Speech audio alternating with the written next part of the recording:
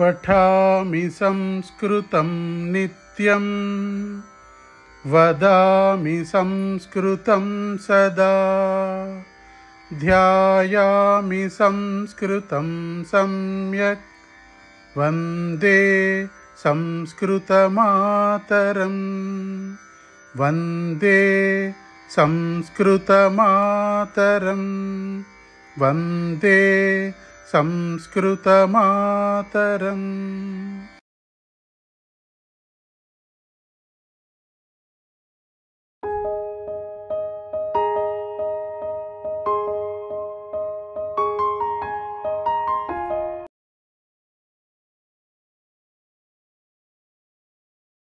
మహోదయ ఎవరిని పాడతారేమో, నేను ముందే వచ్చేస్తున్నాను చెప్పంటారని భయం. ఐ గెస్ మొన్న పాడతానని చెప్పిన ఆయన కనిపించట్లేదు నాకు. సో మీరు ఎవరు పాడతారు? ఎవరు? ఇంకొకళ్ళు పూర్ణమ్మ పాడండి. గురుర్బ్రహ్మ గురుర్విష్ణు గురుర్దేవో మహేశ్వర గురు సాక్షాత్ పరం బ్రహ్మ తస్మై శ్రీ గురవే నమః.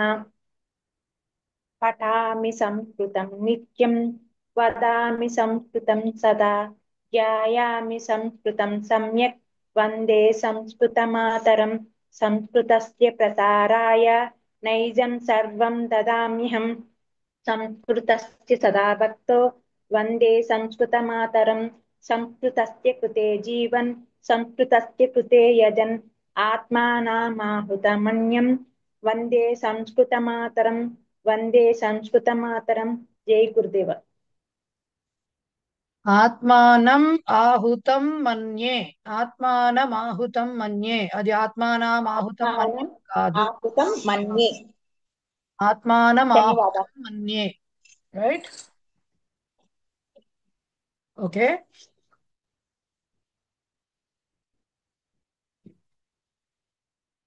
మొన్న మనము తత్పురుష సమాసాలు మొదలు పెట్టాం కదా. తత్పురుష సమాసాల్లో ప్రథమ, ద్వితీయ, తృతీయ వరకు చెప్పాము. ప్రథమాలో ఏం చెప్పుకున్నాము ఒకసారి జస్ట్ రివైజ్ చేసుకుంటే,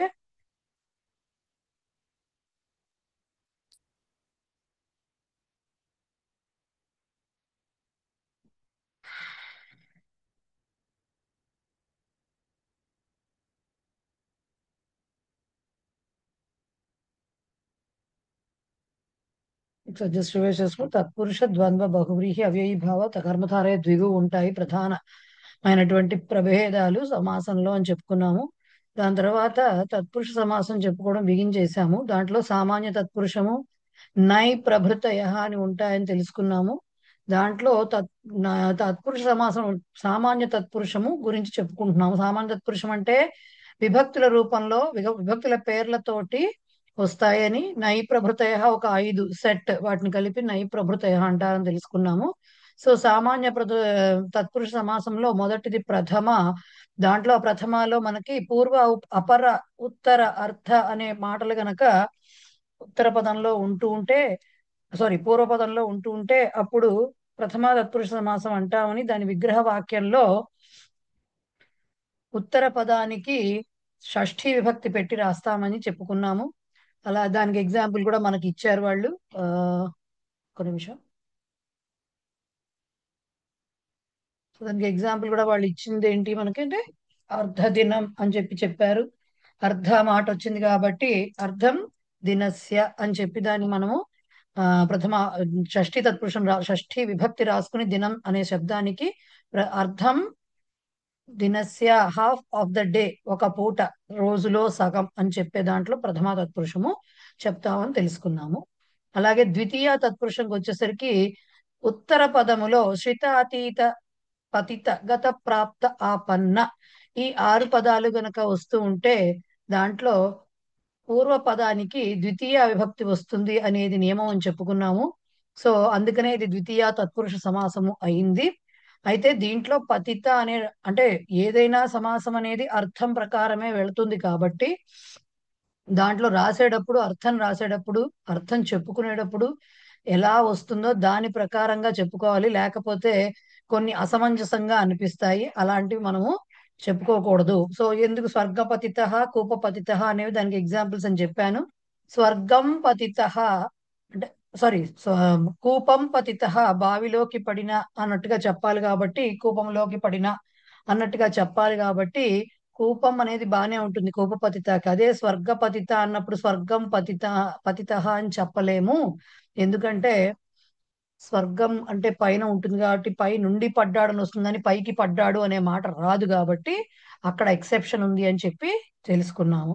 తృతీయ తత్పురుష సమాసంకి వచ్చేసరికి 4 కేసెస్ ఉన్నాయని చెప్పాము. ఒకటి రెండవ పదం సుబంతం అవుతుంది, ముందుది కూడా సుబంతంగానే ఉంటుంది, బట్ అది కారణంగా అవుతూ ఉంటుంది జనరల్ గా ఉత్తర పదానికి పూర్వ పదము. సో అలా వచ్చిన దానికి పూర్వ పదంలో ఇప్పుడు ఈ ద్వితీయ నుంచి సప్తమి వరకు కూడా తత్పురుష సమాసాలన్నీ కూడా పూర్వ పదానికే విభక్తి వస్తాయి అన్నమాట. ఒక్క ప్రథమానే కొంచెం డిఫరెంట్, మిగతావన్నీ పూర్వ పదానికే విభక్తి రూపం ఆ తాలూకు విభక్తి రూపం వస్తుంది. ఏ ఏ తత్పురుష సమాసాలు అయితే అవి ఆ విభక్తులు వస్తాయి.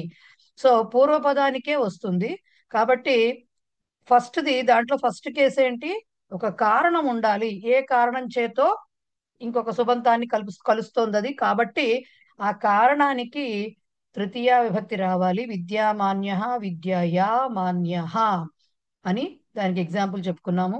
నెక్స్ట్ సదృశ సమ తుల్య ఊన మిశ్ర ఇలాంటి శబ్దాలు వచ్చినప్పుడు ఉత్తర పదంలో పూర్వ పదానికి తృతీయ రావాలి అనేది చెప్పుకున్నాము. సదృశ పితృ సదృశ మాతృ సదృశీ ఏకోన పితృతుల్య లేకపోతే భ్రాతృతుల్య మిత్రతుల్య ఇలా ఏవైనా సరే వచ్చేవన్నీ గుడ మిశ్ర అనేది కూడా మీనింగ్ ఉంది, బెల్లముతో కలిపినది. అది ఏమిటనేది తెలీదు, just it is mixed with బెల్లం అంతేగాని ఇది ఏమిటనేది చెప్పట్లేదు, సంథింగ్ మేడ్ విత్ బెల్లం. సో గుడ మిశ్ర అనేది అలా వస్తుందని చెప్పుకున్నాము.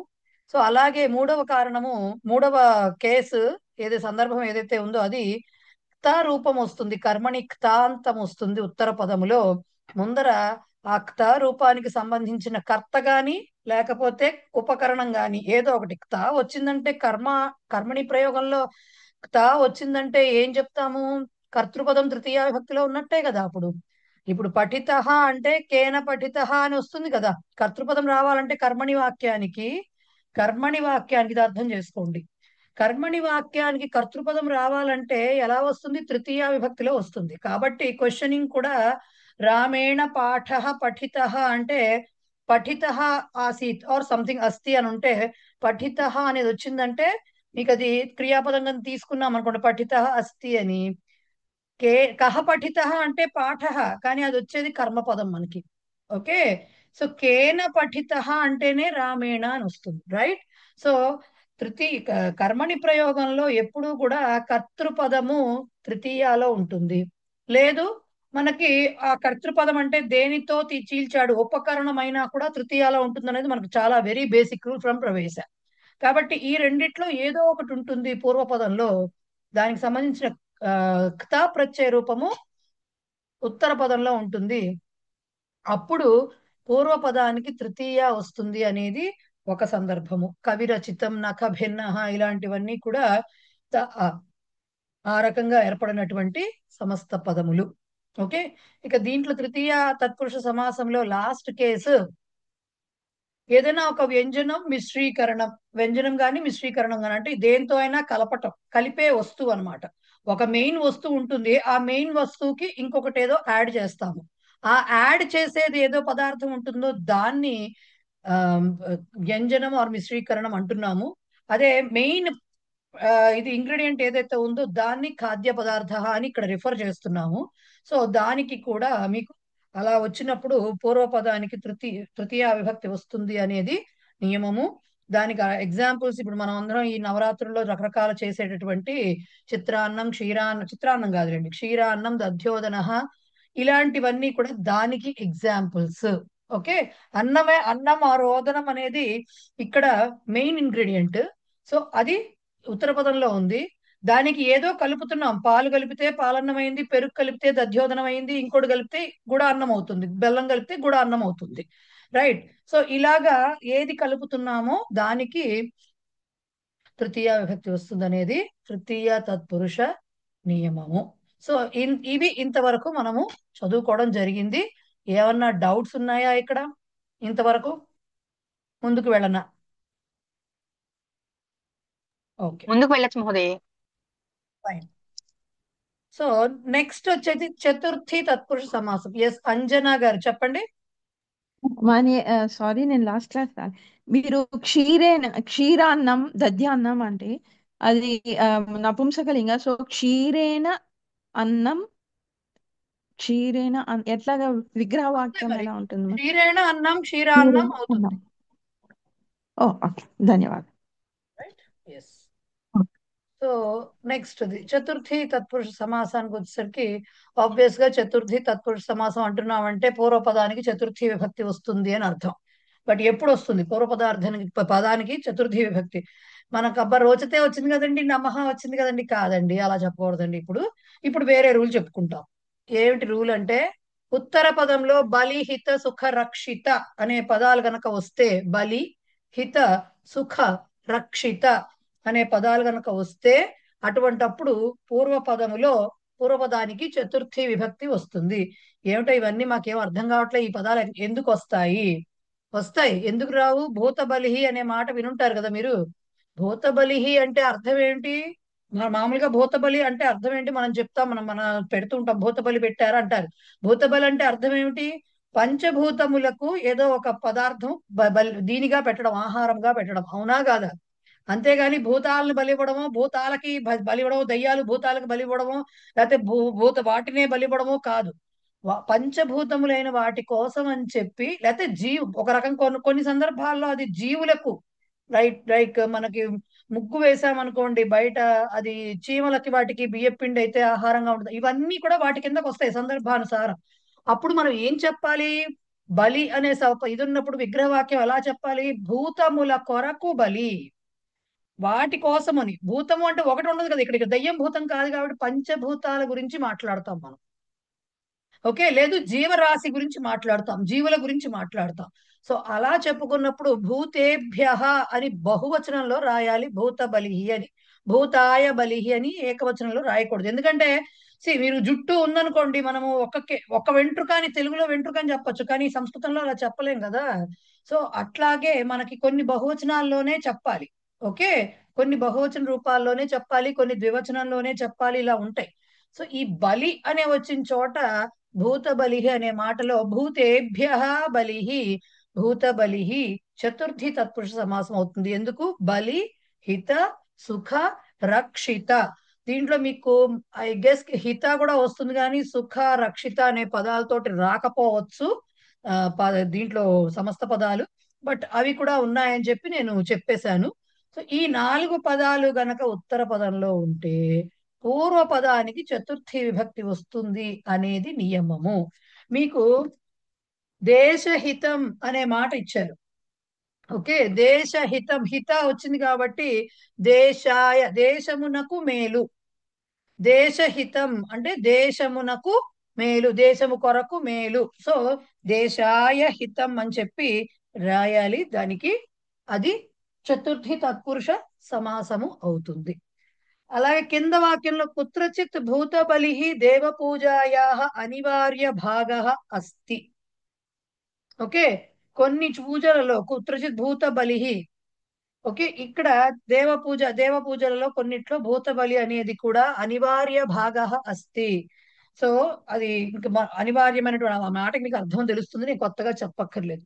సో మీకు ఈ వాక్యం ఒకటి ఇచ్చారు, పైన దేశహితం ఇచ్చారు, కిందన ఈ వాక్యం ఒకటి ఇచ్చారు మీకు ఎగ్జాంపుల్ కింద. ఓకే, తర్వాత ఎక్సర్సైజెస్ లో ఇంకా కొన్ని వస్తాయి, అప్పుడు మళ్ళీ చూసుకుందాం. బేసిక్ గా బలిహిత సుఖరక్షిత అనే పదాలు వచ్చినప్పుడు ఉత్తర పదంలో పూర్వపదానికి చతుర్థి విభక్తి వస్తుంది. ఆ సమస్త పదము చతుర్థి తత్పురుష సమాసంలో ఉన్నది అని అంటాము. క్లియర్? ఎస్. నెక్స్ట్ ఏంటి? పంచమి తత్పురుషం. వరుస కదా, విభక్తులు వరుసలో వస్తాయి కదా. పంచమికి ఏం లేదండి పాపం, అన్నిటికంటే సింపుల్ పంచమి. ఏదైనా సరే భయము, భీతి, మనకు అక్కడ పంచమి విభక్తి లాగానే ఆ టైప్ ఆఫ్ వర్డ్ ఏదొచ్చినా సరే, భీ అని రావచ్చు, భీత భీత భీతం ఏదైనా రావచ్చు, భయం అని రావచ్చు, ఇలాంటివి ఏది వచ్చినా సరే, భీ భీత భయ భీతి, ఈ పదాల్లో ఏదైనా సరే ఉత్తర పదంలో గనక ఉంటే పూర్వ పదానికి పంచమి విభక్తి వస్తుంది అనేది పంచమి తత్పురుష సమాసం యొక్క లక్షణము. చోర భయం అనేది అలాగే వచ్చింది. మనం అక్కడేం చదువుకున్నాం ప్రవేశాలో, చోరాత్ భయం ఆర్ చోరేభ్య భయం అని చెప్పి చదువుకున్నాం. అదే ఇక్కడ కూడా విగ్రహవాక్యం అదే. చోరాత్ భయం, అరే దొంగల గుంపు వచ్చింది అనుకోండి, జోరేభ్య భయం అనేది చెప్తాం. సో భయం అని కావచ్చు, భీతి, చోర భీతి అన్న అదే మాట, భీత, చోర భీత అన్న అదే వస్తుంది. చోరాత్ భీత, భయపడిన వాడయ్యాడు అని చెప్పటానికి. భీ అనే మాట కూడా కొన్ని సందర్భాల్లో వాడుతుంటారు, అది కూడా అదే మీనింగ్. సో ఏదైనా సరే ఈ టైప్ ఆఫ్ పదాలు ఏవైనా సరే ఉత్తర పదంలో ఉన్నప్పుడు పూర్వ పదానికి మనకి పంచమీ విభక్తి వస్తుంది అనేది నియమము. మీకు ఎగ్జాంపుల్లో ఇక్కడ చోర భయం ఇచ్చారు, కింద చోర భయమే ఇచ్చారు, రెండు అదే ఇచ్చారు. చోరాత్ భయం, చోర భయం. ఓకే. సో ఇదానీంతన కాలే చోర భయం అధికం అస్తి. వాక్యాలు చూసుకుంటే ఈ మధ్య ఇదానీంతన కాలే ఈ మాట బాగుంటుంది. ఈ మధ్య కాలంలో, nowadays are in recent times అని చెప్పుకోవచ్చు. చోర భయం, దొంగల భయము ఎక్కువగా ఉన్నది అని చెప్పుకోవచ్చు. దానికి చోరేభ్య భయం ఆర్ చోరాత్ భయం ఏదైనా రాయొచ్చు, అవసరాన్ని బట్టి రాస్తాం అన్నమాట దాన్ని. ఓకే. ఇది పంచమి తత్పురుష సమాసము. షష్ఠీ తత్పురుష సమాసం చాలా ఈజీ. ఏదైనా బిలాంగింగ్నెస్, సుబంతం ఒక్కటే ఉంటుంది, దానికి సంబంధం ఏదైతే ఉంటుందో ఆ సంబంధాన్ని షష్ఠీ విభక్తిలో చెప్తాం కాబట్టి అంతే ఉంటుంది. ఇప్పుడు మీకు ఇచ్చింది చూస్తే దేవాలయ ఉంది, దశరథ పుత్ర ఉంది. ఇవన్నీ కూడా దాంట్లో ఆ రెండు పదాల మధ్యలో ఉన్నటువంటి సంబంధాన్ని తెలుపుతున్నాయి. దానికి సంబంధించింది, ఇట్ బిలాంగ్స్ టు దట్ అని చెప్పటం. ఆలయం దేనికి సంబంధించిన ఆలయము? దేవునికి సంబంధించిన ఆలయం. అదే విద్యాలయం అయితే విద్యకు సంబంధించిన ఆలయము. అదే రామాలయం అంటే రాముడికి సంబంధించిన ఆలయము. దశరథ పుత్రుడు అంటే దశరథుడికి సంబంధించిన పుత్రుడు. సో ఇలా ఓన్లీ జస్ట్ రిలేషన్ చెప్తాం కాబట్టి రెండు పదాల్లో ఉత్తర పదం సుబంతంగా జస్ట్ మొత్తం పదం కూడా సుబంతమే, పూర్వ పదానికి షష్ఠీ విభక్తి వస్తుంది అనేది నియమం. అంతకుమించి షష్ఠీకి సంబంధించి వేరే నియమాలు ఏమీ లేవు, అదే షష్ఠి. ఓకేనా? ఇది షష్ఠి తత్పురుష సమాసము. సప్తమి తత్పురుషానికి మళ్ళీ కొన్ని వర్డ్స్ వస్తాయి ఉత్తర పదంలో. ఏమిటవి? నిపుణ, పటు, సమర్థ, కుశల, శూర, శౌండ, రథ, ఇంకోటి కూడా ఉండాలి నాకు తెలిసి, ధూర్త, ఆర్క్త ప్రత్యయాంత శబ్దాలు. దీంట్లో మీరు చూస్తే నిపుణ, పటు, సమర్థ, కుశల, శూర ఇవన్నీ కూడా, ఈవెన్ శౌండ కూడా అన్నిటికీ ఒకటే మీనింగ్. ఎక్సెల్స్ అంటే దాంట్లో నిపుణుడు అనే మీనింగ్ లో వస్తుంది. దాంట్లో చాలా ప్రావీణ్యత కలిగిన వాడు అనే అర్థం వస్తుంది వాటిలో అన్నిటికీ. కాకపోతే ఈ శౌండ అనేది కొద్దిగా నెగటివ్ టచ్ ఉంటుంది. అది అన్ని పదాలకి శౌండ. ఇప్పుడు ఒకళ్ళెవరో పాడటంలో నిపుణుడు అనుకోండి, గాయనే శౌండ అనరు, అది పాజిటివ్ గా రాదు. నిపుణ అనొచ్చు, ఓకే, నిపుణ అనొచ్చు, కానీ పటు అనొచ్చు, సమర్థ అనొచ్చు, కుశల అనొచ్చు, కానీ శౌండ అనకూడదు. శౌండ వాడడానికి కొద్దిగా నెగటివ్ టచ్ ఉంటుంది, అది స్పెషల్ కేసెస్ కి మాత్రమే వాడతారు, but meaning is same. Okay. రథ అన్నా కూడా అంతే. రథ రథ రథ అంటే అర్థం ఏంటి? దాంట్లో మగ్నం అయిపోయిన వాడు అని అర్థం. దానిలో ఇంట్రెస్టెడ్ గా ఉన్నవాడు, చాలా ఆసక్తిగా ఉన్నవాడు, దానిలో మునిగిపోయిన వాడు, ఇలాంటి మీనింగ్స్ వస్తాయి సందర్భాన్ని బట్టి రథ అనే శబ్దానికి. అది రథ. నెక్స్ట్ ధూర్త. ధూర్త అంటే ఏంటి? మనకు తెలిసిందే కదా. ధూర్త అంటే ఏంటి? చెడుతనాన్ని తెలియచేసేటటువంటి పదం అది. సో అదొకటి. ఇవి కాక త ప్రత్యయాంత రూపము. ఏమంటే తృతీయలో కూడా చెప్పారు కదా, త ప్రత్యయం అంటే సందర్భానుసారంగా అప్పుడప్పుడు త ప్రత్యయం వచ్చినప్పుడు ఉత్తర పదంలో దానికి పూర్వ పదానికి సప్తమి విభక్తి రాయవలసిన పరిస్థితి వస్తుంది. అందుకని అది కూడా మెన్షన్ చేశారు వాళ్ళు. సో ఇవన్నీ నిపుణ, పటు, సమర్థ, కుశల, శూర, శౌండ, రథ, ధూర్త, క్త ప్రత్యయాంత శబ్దాలు ఏవైనా అంటే 3, 3, 6, 2, 8, 9. తా ప్రత్యయం తీసేస్తే 8 గుర్తుపెట్టుకోవాలి. ఇవి 8 + 1 9.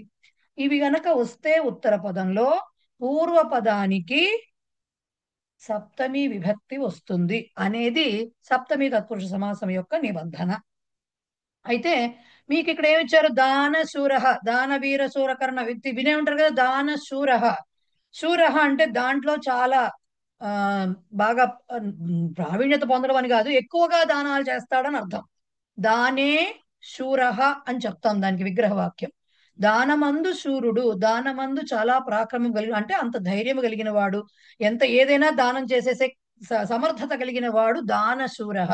సో దానే శూర, దాన శూర, అందుకని దానే అని దానికి సప్తమి విభక్తి రూపము వచ్చింది.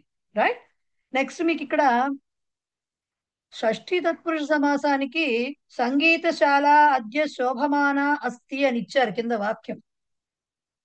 శాల అంటే ఒక స్కూల్, ఒక ప్లేస్, ఒకటి ఏదైనా అవ్వచ్చు. పాకశాల అంటే వంటగది, అంటే ఆ దానికి సంబంధించినటువంటి ఒక ప్లేస్ అని అర్థం.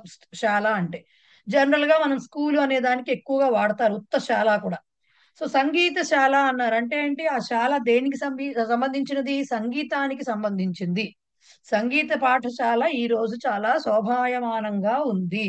సో సంగీత పాఠశాల, ఈ పాఠశాల దేనికి సంబంధించింది? వాళ్ళు అక్కడ డాన్స్, అంటే పెయింటింగ్ ఇవేం నేర్పించరు, సంగీతమే నేర్పిస్తారు. సో సంగీతస్య పాఠశాల అంటే సంగీతమునకు సంబంధించిన పాఠశాల అది. కాబట్టి అది షష్ఠీ తత్పురుష సమాసము అవుతుంది. సంగీతస్య సంగీతస్య శాల, సంగీతశాల, అది షష్ఠీ తత్పురుషం. రైట్. ఇప్పుడు మనం చెప్పుకున్నటువంటి నిపుణ పట్టు వాటికి సంబంధించి సప్తమి తత్పురుషానికి వస్తున్నాయి. ఫస్ట్ ఇచ్చిందేమో దానశూర అయిపోయింది. నెక్స్ట్ శ్రీమాన్ శేషಣ್ణ వీణావాదన నిపుణ ఆసీత్. శేషಣ್ణ, శేషన్ అనే ఆయన పేరది. ఆయన వీణావాదన నిపుణ, వీణావాదనంలో నిపుణుడు. ఓకే, నిపుణ శబ్దం వచ్చింది కాబట్టి ఇప్పుడు వీణావాదనం అనే దానికి వీణావాదనే అని సప్తమి విభక్తి రావాలి. వీణావాదనే నిపుణ అని రాసుకోవాలి.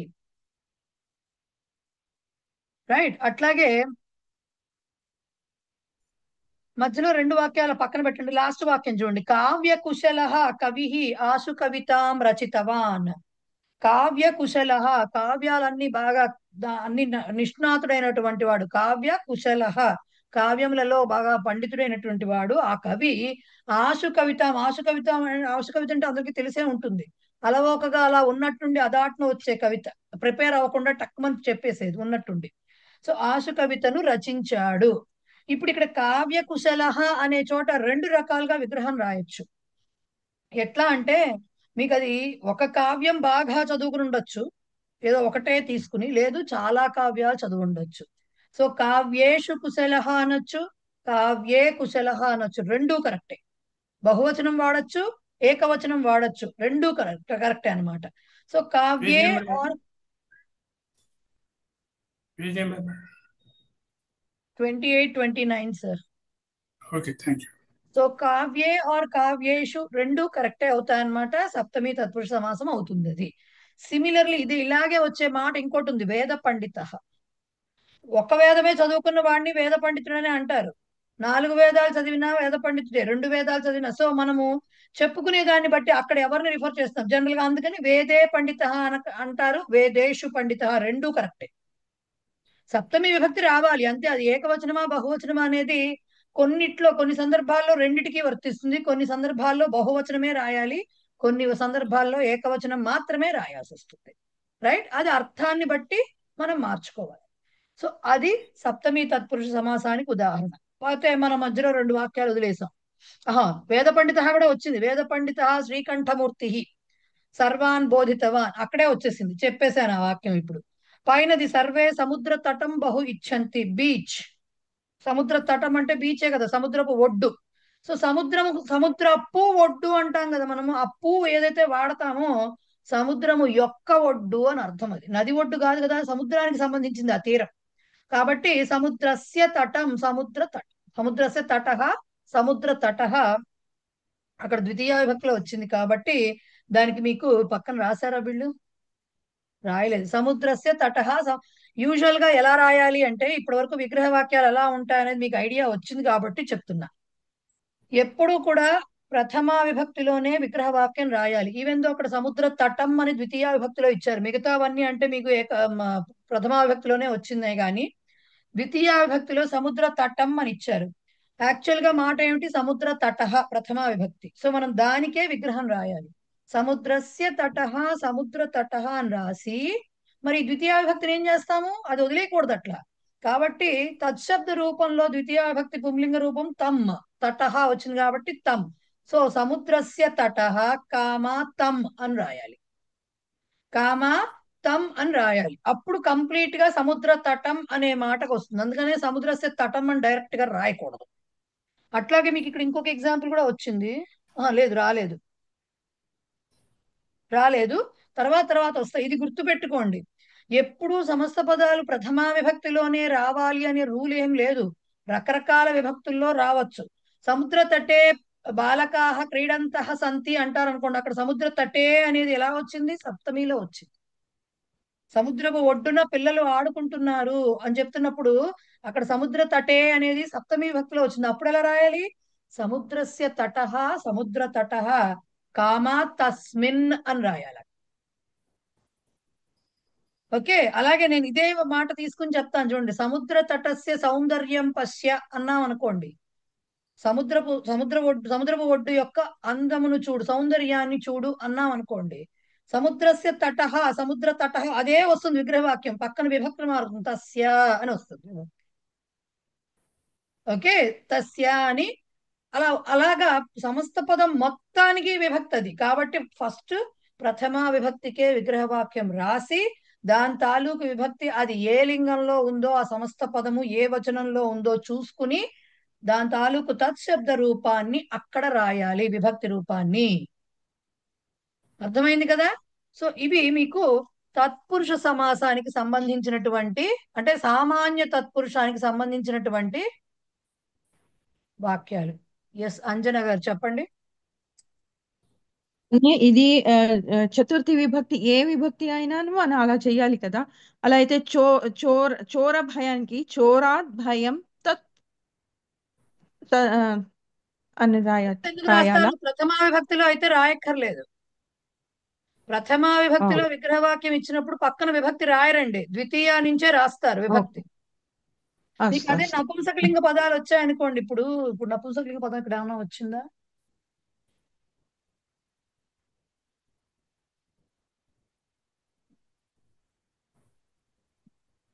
వస్తుంది. నపుంసకలింగం వచ్చినప్పుడు ఎట్లా రాయాలనే చెప్తా. పదాలు వస్తాయి పక్కన, తర్వాత అప్పుడు వచ్చినప్పుడు చెప్తా. నపుంసకలింగంలో మీకు ఏమవుతుంది? ప్రథమ ద్వితీయ విభక్తులు ఒకలానే ఉంటాయి కదా. ఒకలానే ఉన్నప్పుడు ఏమవుతుంది? కానీ వాక్యాన్ని బట్టి మనం అది ప్రథమ విభక్తిలో ఉందా ద్వితీయ విభక్తిలో ఉందా అని డిసైడ్ చేస్తాం, రైట్? ఒకవేళ అది ద్వితీయ విభక్తిలో ఉందనుకోండి, అప్పుడు పక్కన దానికి తత్ అని మెన్షన్ చేస్తాం. అప్పుడు తెలుస్తుంది అది ఓహో ద్వితీయాలో ఉంది అని తెలుస్తుంది. ఓకే, ప్రథమ విభక్తిలో ఉన్నంతసేపు వాక్యానికి విభక్తి పక్కన పెట్టాం, ద్వితీయ నుంచి విభక్తిని పెట్టుకుని వస్తాం పక్కన. ఓకేనా? ఇంతవరకు క్లియరా? ఎస్ ప్రతాప్ గారు చెప్పండి సార్. మేడం, మీరు ఇప్పుడు ఈ స్లైడ్ లో చూసుకున్న కండిషన్స్ ఏవి పుస్తకంలో లేదు. అందుకనే క్లాస్ మిస్ అవ్వద్దని చెప్పాను సార్. పుస్తకంలో ఉన్నది ఉన్నట్టుగా నేను ఆ ఎగ్జాంపుల్స్ వాక్యాలు మాత్రమే చెప్పి వదిలేసాను అనుకోండి, ఏమీ అర్థం కాదు.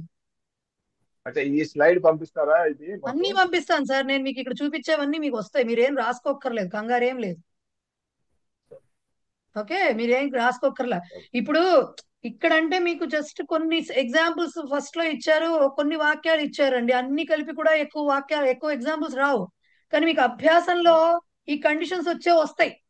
అది ఎక్కడి నుంచి వచ్చిందో అర్థం కాదు మనకి. అందుకని నేను ముందరే చెప్పేశాను అనమాట. సో మీరు అందుకని క్లాస్ మిస్ అవ్వద్దన్నా. ఇది కూడా పీడిఎఫ్లు మీరు పంపిస్తాను. నేను ఇవాళ అయిపోతుంది కాబట్టి లెసన్ ఇవాళ పంపుతాను. మీకు వీలైతే మీకు అర్థమైన భాషలో రాసుకోండి మీ నోట్స్ ప్రకారం. లేదంటే వాటికి అవి ఉంచుకున్నా పర్వాలేదు. మేడం చెప్పండి సార్. ఇప్పుడు ద్వితీయ విభక్తిలో వస్తే అది రాయాలని చెప్పారు కదా, నపుంసకలింగం పదం రాయాలని చెప్పారు. సపోజింగ్ ఒక ఎగ్జాంపుల్లో భూత బలేన దేవాహ తుష్యంతి అని అన్నాను అనుకోండి. భూత బలేన దేవాహ తుష్యంతి అని ఒక ఆ భూత బలేనకి ఎలా పెట్టాలండి మామూలుగా చెప్తున్నా. విగ్రహం ఫస్ట్ పాయింట్ భూత బలేనా అని ఉండదు, భూత బలినా అని వస్తుంది. సారీ, భూత బలిన. ఓకే, భూత బలిన.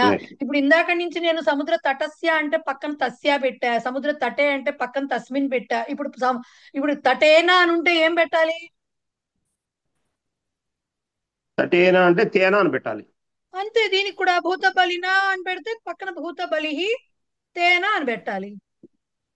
భూత బలిహి భూతబలికి రాయాలి కదా, విగ్రహవాక్యం రాయాలి. భూతేభ్యః బలిహి కామాత్ భూతేభ్యః బలిహి తేన. తేన. Okay, right madam. Okay, right. అలాగే ఇప్పుడు ఇక్కడ మేడం పైన చెప్పండి. ఎవరు? విజయ్ గారా? ఎవరు? అర్ధ అర్ధరాత్రి అర్ధం రాత్రయాహ కరెక్టే మేడం? రాత్రేహే అర్ధం రాత్రేహే అమ్మ. రాత్రి దానికి రాత్రేహే అని వస్తుంది. Okay madam. దినస్యలాగా కాదు. రాత్రి స్త్రీలింగ శబ్దం కదా. కాదు, దినస్యలాగా షష్ఠీ విభక్తి వస్తుంది. రాత్రి రాత్రేహే అని అంటున్నాను. రాత్ర్యాహ కూడా వస్తుందేమో మరి తెలియదు. నేను ఎప్పుడు రాత్రేహే అని వాడాను కాబట్టి నాకు రాత్ర్యాహ సంగతి గుర్తు రాత్రి రావట్లేదు. మేడం రాత్రి స్త్రీలింగ శబ్దం కదా మేడం? అదే నాన్న, రాత్రి స్త్రీలింగ మతి శబ్దం శబ్దం అయితే లాగా వస్తుందమ్మా అది. మతి శబ్దం లాగా వస్తుంది. లాగా వస్తుందా అన్ని మతి శబ్దాలు రావు. ఇది ఒక కండిషన్ ఉంది ఇక్కడ. సో రాత్ర్యాం అనే మాట ఎక్కడా వినలా, రాత్రవ్వే విన్నాం కాబట్టి నేను రాత్రేహే అనే విన్నాను. ఇంతవరకు రాత్ర్యాహ అనే మాట వినలేదు. సో చూసి చెప్తాను, లేదు ఒకసారి చెక్ చేసి చెప్తాను. ఓకే, బట్ రాత్రేహే బాగా వాడే మాటే. Okay madam, thank you madam. Right. So కొన్నిటికైతే ఆబ్లిక్ పెట్టి రెండు పెట్టారు మేడం. మా కొన్నిటికైతే ఆబ్లిక్ పెట్టి మా రెండు పెట్టారు. ఇప్పుడు మత్యాహ ఉంది, మతేహ ఉంది సార్, కాదంటలేదు. అలాగే మత్యాం ఉంది, మతవు ఉంది, కానీ రాత్రికి కూడా అట్లా వస్తుందా రాలేదని నేను ఎక్కడ ప్రయోగం ఇంతవరకు చూడలేదు, అందుకని డౌట్ వచ్చింది. Okay madam. Yes. Srihari Namburi గారు చెప్పండి సార్. నేను లాస్ట్ టైం కూడా మీరు మాట్లాడడానికి ట్రై చేశారు, మాకేం వినపడలేదు. ఇప్పుడు వినపడుతుందమ్మా? ఇప్పుడు వినపడుతుంది సార్. Right right. ఇప్పుడు సహ విద్యార్థి అనేది సమస్త పదం అండి, లేకపోతే ఏక పదమేనా? అది సహ విద్యార్థి రెండు పదాలండి, సమస్త పదం కాదు, రెండు విడివిడి పదాలు.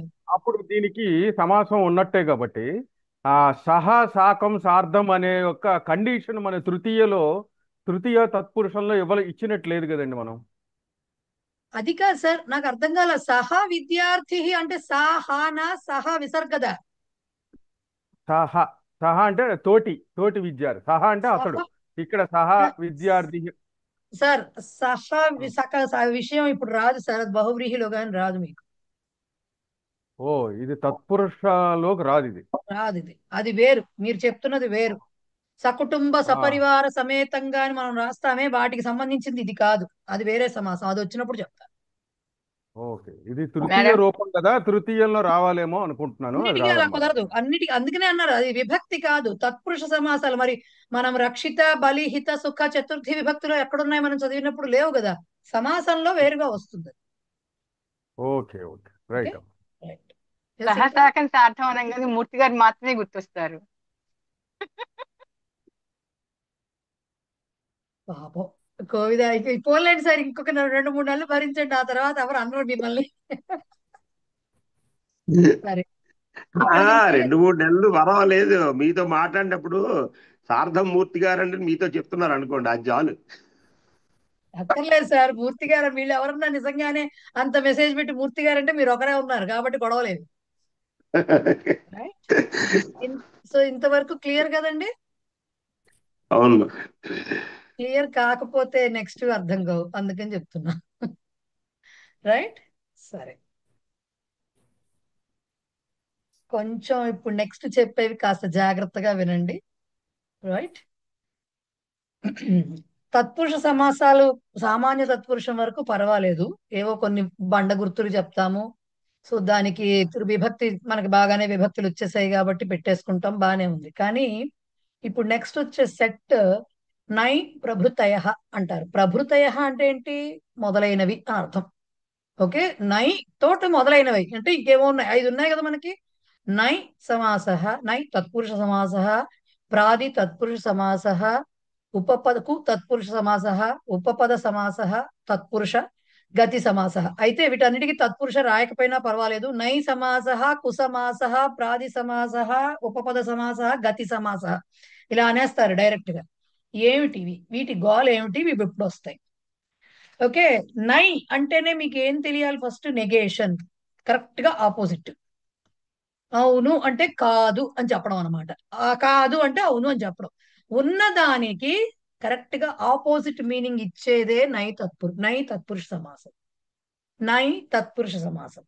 ఓకే, మీకు తెలియకుండానే మీరు అవన్నీ వాడేస్తారు. అన్యాయం, అధర్మం, ఇది చాలా అన్యాయం, ఇది చాలా అధర్మం, ఇలాంటి మాటలు చాలా వాడతాం మనకు తెలియకుండా. ఇవన్నీ నై తత్పురుష సమాసాలే. అన్యాయము అంటే మన తెలుగులో అన్యాయము, అధర్మం అంటే ఏమిటండి? న్యాయము కానిది, ధర్మము కానిది, అంతేనా? తెలుగులో మామూలుగా అన్యాయము అంటే అర్థం ఏంటి? న్యాయము కానిది. అలాగే ధర్మము కానిది. అనేకము అంటే అర్థం ఏమిటి? ఏకము కానిది, అంతే కదా? ఒకటి కానిది అనేకము, అంతేనా? సో అక్కడ ఇంకా వేరే ఏం రావట్లేదు. ఏదో ఆ కనబడుతోంది, లేకపోతే అనేకము వచ్చేసరికి ఆ నా అనేవి కనబడుతున్నాయి. అంతకుమించి అంటే ఇచ్చిన దానికి కరెక్ట్ గా ఆపోజిట్ మీనింగ్ ఇస్తున్నాం. ఓకే, సో ఇదే నై సమాసం అన్నమాట. అధర్మ, అధర్మ అన్నారనుకోండి, ధర్మ పుంలింగ శబ్దం కాబట్టి అధర్మ అన్నాం అనుకోండి, నా ధర్మ ఇంతే విగ్రహవాక్యం దానికి. అధర్మ అంటే వేరే ఏం లేదు, ధర్మ పక్కకు పెట్టి నా రాయడమే. నా విడిగా రాసి ధర్మ రెండు పదాలుగా రాస్తాం, అవి కలిసినప్పుడు అధర్మ అవుతుంది. అనేకం, నా ఏకం అనేకం, నా విడిగా రాయాలి ఏకం, నా ఏకం అనేకం అవుతుంది. మరి అయితే అక్కడ ఆ మాత్రమే వచ్చింది, ఇక్కడ నా ఏకం అన్న ఎలా వచ్చింది అంటే చూడండి.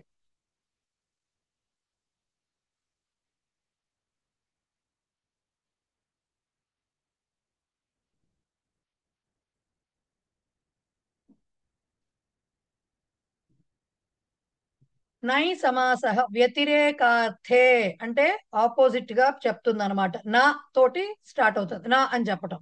అధర్మ, అకార్యం, అనాదిహి, అనేకం, ఇవి చెప్పాం మనం ఇక్కడ ఎగ్జాంపుల్స్ కింద. అధర్మ, అకార్యం, అనాదిహి, అనేకం చెప్పాం. ఈ రెండు చోట్ల ఆ మాత్రమే వస్తుంది, ఈ రెండు చోట్ల అన్న కూడా కనపడుతోంది, అన్న కనపడుతుంది. ఎప్పుడు ఆ వస్తుంది, ఎప్పుడు అన్న వస్తుంది. వ్యంజన, ఈ సుబంతం అంటే ఇది కదా రెండవ ఉత్తర పదం. సుబంతం, ఉత్తర పదం సెన్స్ ఆ రెండు పక్కన ఆ కాకుండా కనిపించేది. సో వ్యంజన సుబంతం అయితే ఆ వస్తుంది, స్వర సుబంతం అయితే అన వస్తుంది. అంటే ధర్మ అని స్టార్ట్ చేసాం అనుకోండి, నా ధర్మ అని రాసినప్పుడు ధ అనేది వ్యంజనం, వ్యంజనాక్షరం, రైట్? స్వరాలు వ్యంజనాలు గుర్తున్నాయి కదా. సో వ్యంజనాక్షరం ధ అనేది. సో ఇది వ్యంజనాక్షరం కాబట్టి ఇక్కడ వేరే ఏం రాదు, నా ప్లేస్ లో ఆ వచ్చి అధర్మ అని ఒక్కటే మాట ఏర్పడుతుంది. కానీ నా ఆదిహి, అనాదిహి అన్నప్పుడు నా ఆదిహి అంటున్నాము. ఆ అనేది స్వరాక్షరము కాబట్టి ఈ నా ప్లేస్ లో అన్ వస్తుంది, అన్ ప్లస్ ఆదిహి అనాదిహి అవుతుంది. సో ఉన్నటువంటి సుబంతం గనక వ్యంజన సుబంతం అయితే ఆ వస్తుంది, అదే స్వర సుబంతం అయితే నా వస్తుంది. అలాగే అకార్యం, నా కార్యం అకార్యం అయిపోతుంది. నా ఏకం అనేకం అవుతుంది. ఏకం అంటే ఏ స్వరాక్షరం కదా, అందుకని అనేకం అవుతుంది. కార్యంలో కా అనేది వ్యంజనాక్షరం కాబట్టి నా కార్యం అకార్యం అవుతుంది అనమాట. ఓకే, సో ఇది నై సమాసం, చాలా ఈజీ సమాసం నై సమాసం. అర్థమైందా ఇది ఇక్కడికి? నై సమాసం అర్థమైంది కదా? అకార్యం అంటే చేయకూడని పని అని అండి అవును, అర్థం. అవును. ఓకే, నెక్స్ట్ ది కు సమాస. కు అనేది కుత్సిత. సో ఆల్రెడీ అష్టాధ్యాయులు రాత్రి శబ్దానికి రెండు ఇచ్చారు, రాత్రేహే రాత్రియాహ అని రెండు ఇచ్చారు కాబట్టి ఇందాక ఎవరు శ్రీనివాస్ అడిగారు. సో రెండు ఉన్నాయి, రాత్రియాహ అనొచ్చు, రాత్రేహే రెండు అనొచ్చు. ఓకే, అది ఇక్కడ క్లియర్ అయిపోయింది. సో ఓకే ఇప్పుడు మేడం. మనం ఏం చెప్పుకుంటున్నాం? కుసమాస చెప్పుకున్నాం. కుసమాస అంటే కుత్సితార్థములో అంటారు. ఏమిటి కుత్సితార్థము అంటే? కుత్సితార్థం అంటే something negative. Okay, something negative అంటే చెడు అనే అర్థంలో, అంటే చెడిపోయినది ఏదైనా అట్లా చెప్పడానికి వచ్చేసరికి కొన్ని రకాల పదార్థానికంటే కాదు, అది కాదని చెప్పడం వేరు, అది పాడైపోవడం వేరు. ఓకే, సో దానికి సంబంధించి కుసమాస అంటారు, అది కుత్సితార్థము అంటారు. దీంట్లో మూడు లింగాలు ఉంటాయి, కుత్సిత, కుత్సిత, కుత్సితం. ఇది ఎందుకు చెప్పారు అంటే బేసిక్ గా ఇక్కడ విగ్రహవాక్యం రాసేటప్పుడు వీటి ప్రయోగం కావాల్సి వస్తుంది. విగ్రహవాక్యంలో ఈ కు ఉంటే సమాసంలో విగ్రహవాక్యంలో కుత్సిత శబ్దం రావాలి. ఆ కుత్సిత శబ్దం ఎలా వస్తుంది? పుంలింగ, స్త్రీలింగ, నపుంసక లింగాల్లో ఎట్లాగొట్లా రావచ్చు. దానికి ఎగ్జాంపుల్స్ కుబుద్ధి అంటే చెడు బుద్ధి, కుకర్మ అంటే చెడు పని, కదుపదేశ అంటే చెడు ఉపదేశము, కదన్నం అంటే పాడైపోయినటువంటి అన్నము, తినడానికి పనికి రాని అన్నము. సో ఇక్కడ వీటన్నిటికీ కూడా మీరు చూస్తే కొన్ని స్త్రీలింగంలో ఉంటాయి, కొన్ని పుంలింగంలో ఉంటాయి, కొన్ని నపుంసకలింగంలో ఉంటాయి ఆ పదాలు. ఏవి? ఈ సుబంతాలు. బుద్ధి స్త్రీలింగం, కర్మ నపుంసకలింగం, ఉపదేశ పుంలింగం, అన్నం నపుంసకలింగం. సో ఇలా వచ్చినప్పుడు ఈ విగ్రహవాక్యం రాయాలి అంటే ఈ పదాల అవసరం మనకి కావాల్సి వస్తుంది. కుత్సిత శబ్దం యొక్క పుంలింగ, స్త్రీలింగ, నపుంసక లింగముల యొక్క ఉపయోగం మనం చేయాల్సి ఉంటుంది. ఓకే, ఎలా రాస్తాం విగ్రహవాక్యం అంటే వ్యంజన సుబంతం ఉంటే కు వస్తుంది, సేమ్. ఏంటిది? వ్యంజన సుబంతం ఉంటే కు వస్తుంది, సేమ్. ఇక్కడ బుద్ధికి కర్మకి ఎలా వచ్చిందో అలాగా కు వస్తుంది. అదే ఉపదేశ, అన్నం అనేవి స్వరాక్షరంతో స్టార్ట్ అవుతున్నాయి సుబంతాలు, కాబట్టి కద్ అనేటటువంటి మాట వస్తుంది. సో విగ్రహవాక్యం ఎలా రాస్తాము?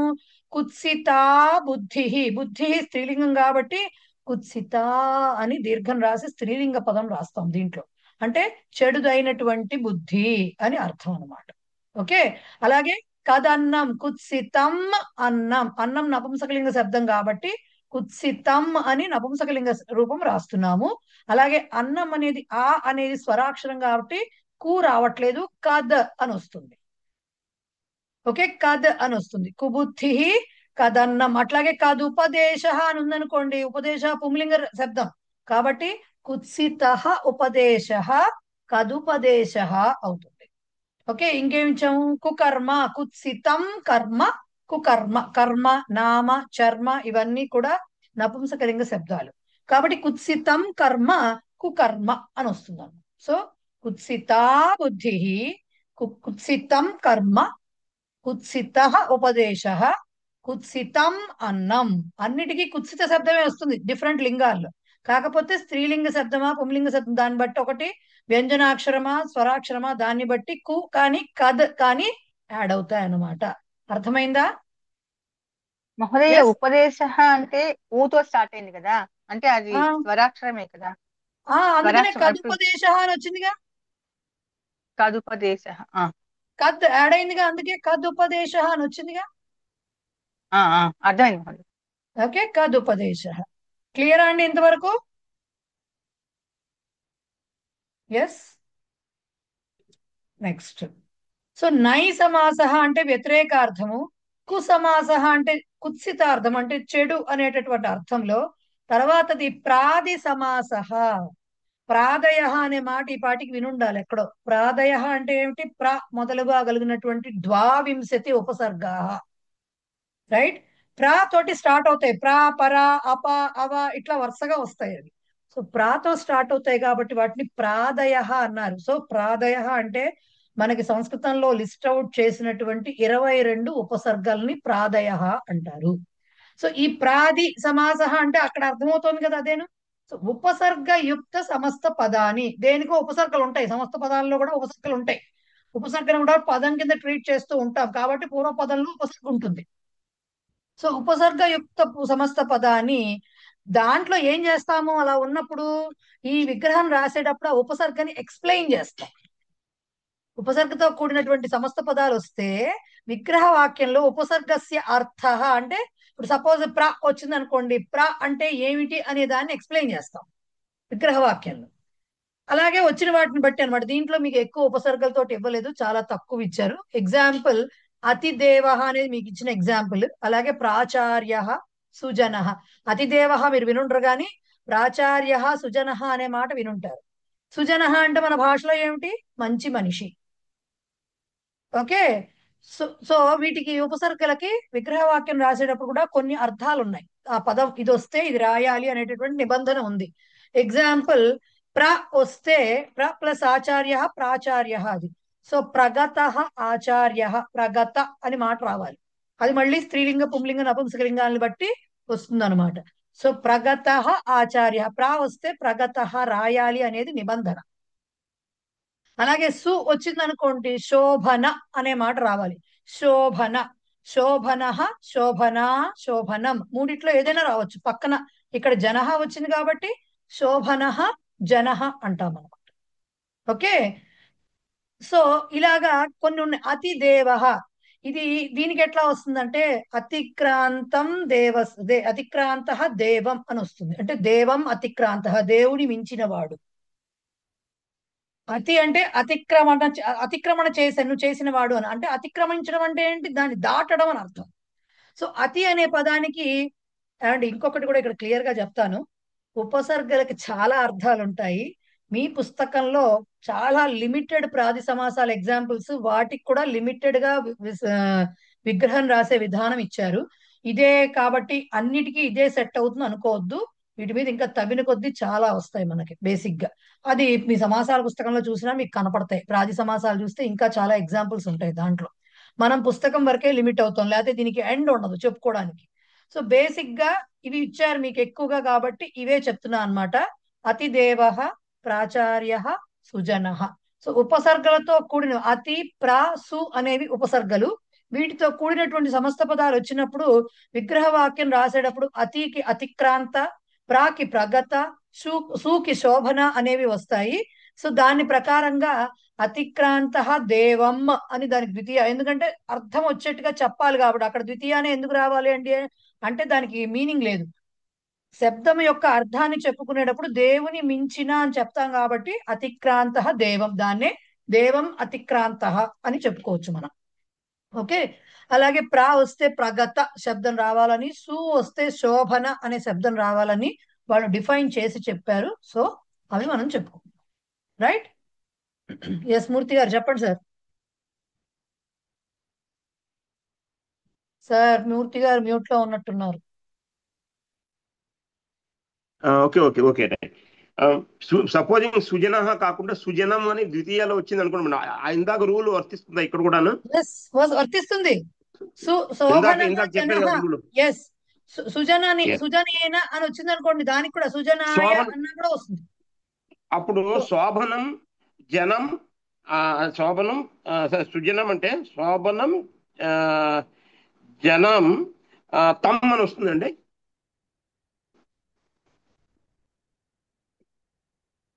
ఒక్క నిమిషం లైన్ లో ఉండండి. అలాగే ప్రథమాలో రాయాలి కదా. ప్రథమాలో రాయాలి, నేను వచ్చి చెప్తా. ఒక్క నిమిషం. శోభన జన అని వచ్చి తమ్మని వస్తుంది ఇవ్వనండి. శిరీష అలా చేయొద్దు మేడం, ఇప్పుడే వస్తున్నారు.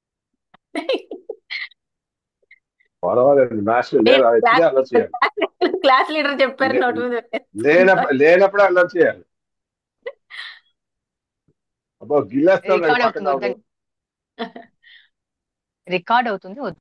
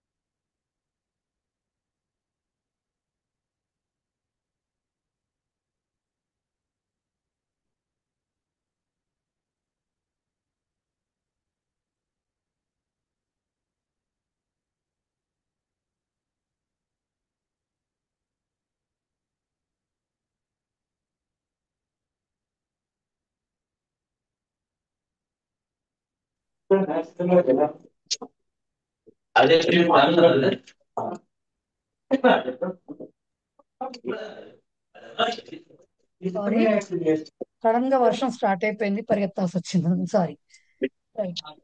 సో సుజనః ఫస్ట్ రాయాలి సార్. సుజనఃకి ఫస్ట్ రాయాలి. అంటే శోభనః జనః అని రాసి కామా తమ్ అని రాయాలి. ఓకే. ఏదైనా ప్రథమా విభక్తిలోనే రాయాలి. ఏదైనా ప్రథమా విభక్తిలోనే రాయాలి. సుగృహం అని ఉందనుకోండి, ఎగ్జాంపుల్ చెప్తున్నా. సుగృహం అని ఉందనుకోండి, సుగృహం అనేది అక్కడ మీకు నపుంసకలింగ శబ్దం. అది ప్రథమాన ద్వితీయాన వాక్యంలో బట్టి కానీ తెలియదు మనకి. రైట్. సో అది కనుక ప్రథమాలోనే ఉందనుకోండి, శోభనం గృహం అయిపోయింది. అదే ద్వితీయాలో ఉందనుకోండి, శోభనం గృహం కామా తత్ అని పెట్టాలి. ఆ తత్ పెట్టామంటే పక్కన అది ద్వితీయాలో ఉంది అని తెలుస్తుంది. సుమిత్రం అనే మాట ఉంది, అది కూడా నపుంసకలింగమే కదా. మిత్రం నపుంసకలింగం. మంచి స్నేహితుడు సుమిత్రం అన్నా అనుకోండి, అప్పుడు కూడా అంతే. శోభనం మిత్రం కామా తత్తు పెడితే ద్వితీయ ఉన్నట్టు. అవును. అప్పుడు సముద్ర తటం దగ్గర సముద్రస్య తటం అని చెప్పి షష్ఠీలో చెప్పారు కదా. సముద్రస్య తటం తమ్ అని చెప్పారు. కాదండి, నేను చెప్పింది అది కాదు. అది షష్ఠి తత్పురుష సమాసము. సముద్రస్య తటః, సముద్ర తటః. ఒకవేళ ఓకే సముద్ర తటస్య అని గనక ఇస్తే అప్పుడు తస్య పక్కన రాస్తాము అని చెప్పాను నేను. ఓకే రైట్ ఓకే, రైట్ క్లియరా? రైట్ అంతవరకు ప్రాది సమాస అంటే చెప్పుకోవడం అంతవరకు అర్థమైంది కదా. అతిక్రాంత, అతి వస్తే అతిక్రాంత, సు వస్తే శోభన, ప్రా వస్తే ప్రగత. ఇంకేమన్నా తర్వాత వస్తే దాన్ని బట్టి అప్పుడు మనం చెప్పుకుందాం. అంతవరకు అర్థమైంది కదా. Yes. Yes madam. So next the గతి సమాస. గతేనా? గతి సమాస.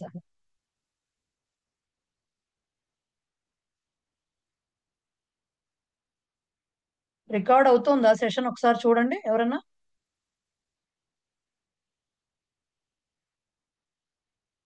రికార్డ్ అవుతుందా? రికార్డ్ అవుతుంది మేడం. ఓకే, అవుతుంది మహోదయ. అవుతుంది madam. Right right right. So గతి సమాస. గతి సమాస అంటే దీన్ని కొంచెం అర్థం చేయాలి. గతి అంటే ఏంటి? మనకు మామూలుగా మూమెంట్, కదలిక కదా. గతి అంటే మనం చెప్పుకునే గతి లేదు, నాకు వేరే గతి లేదు, అది వేరు, అది పక్కన పెట్టండి. అది కాకుండా మామూలుగా గతి అంటే అర్థం ఏంటి? కదలిక అని అర్థం. ఓకే, సో ఇక్కడ కదలిక అనేది చెప్తున్నాం అంటే ఇక్కడ ఏం చెప్తున్నారు వాళ్ళు? గతి సమాసం అంటే ఇది గతి అనేది పాణిన్య విహిత సంజ్ఞ. సంజ్ఞలు అని పాణిని గారి చేత కొన్ని పదాలకి కొన్ని సంజ్ఞ అనేటువంటి ఒక నామకరణం చేశారు ఆయన, ఒక రకమైన కేటగరైజ్ చేశారు. దాంట్లో గతి అనేది కూడా ఒకటి అన్నమాట. వాటిని సంజ్ఞలు అంటారు. ఒక సంజ్ఞ పేరు, ఒక గుర్తు పేరు గతి అని పెట్టారు. ఓకే, అది కూడా మీకు చూడటానికి అంత తేడాగా ఏం కనపడదు.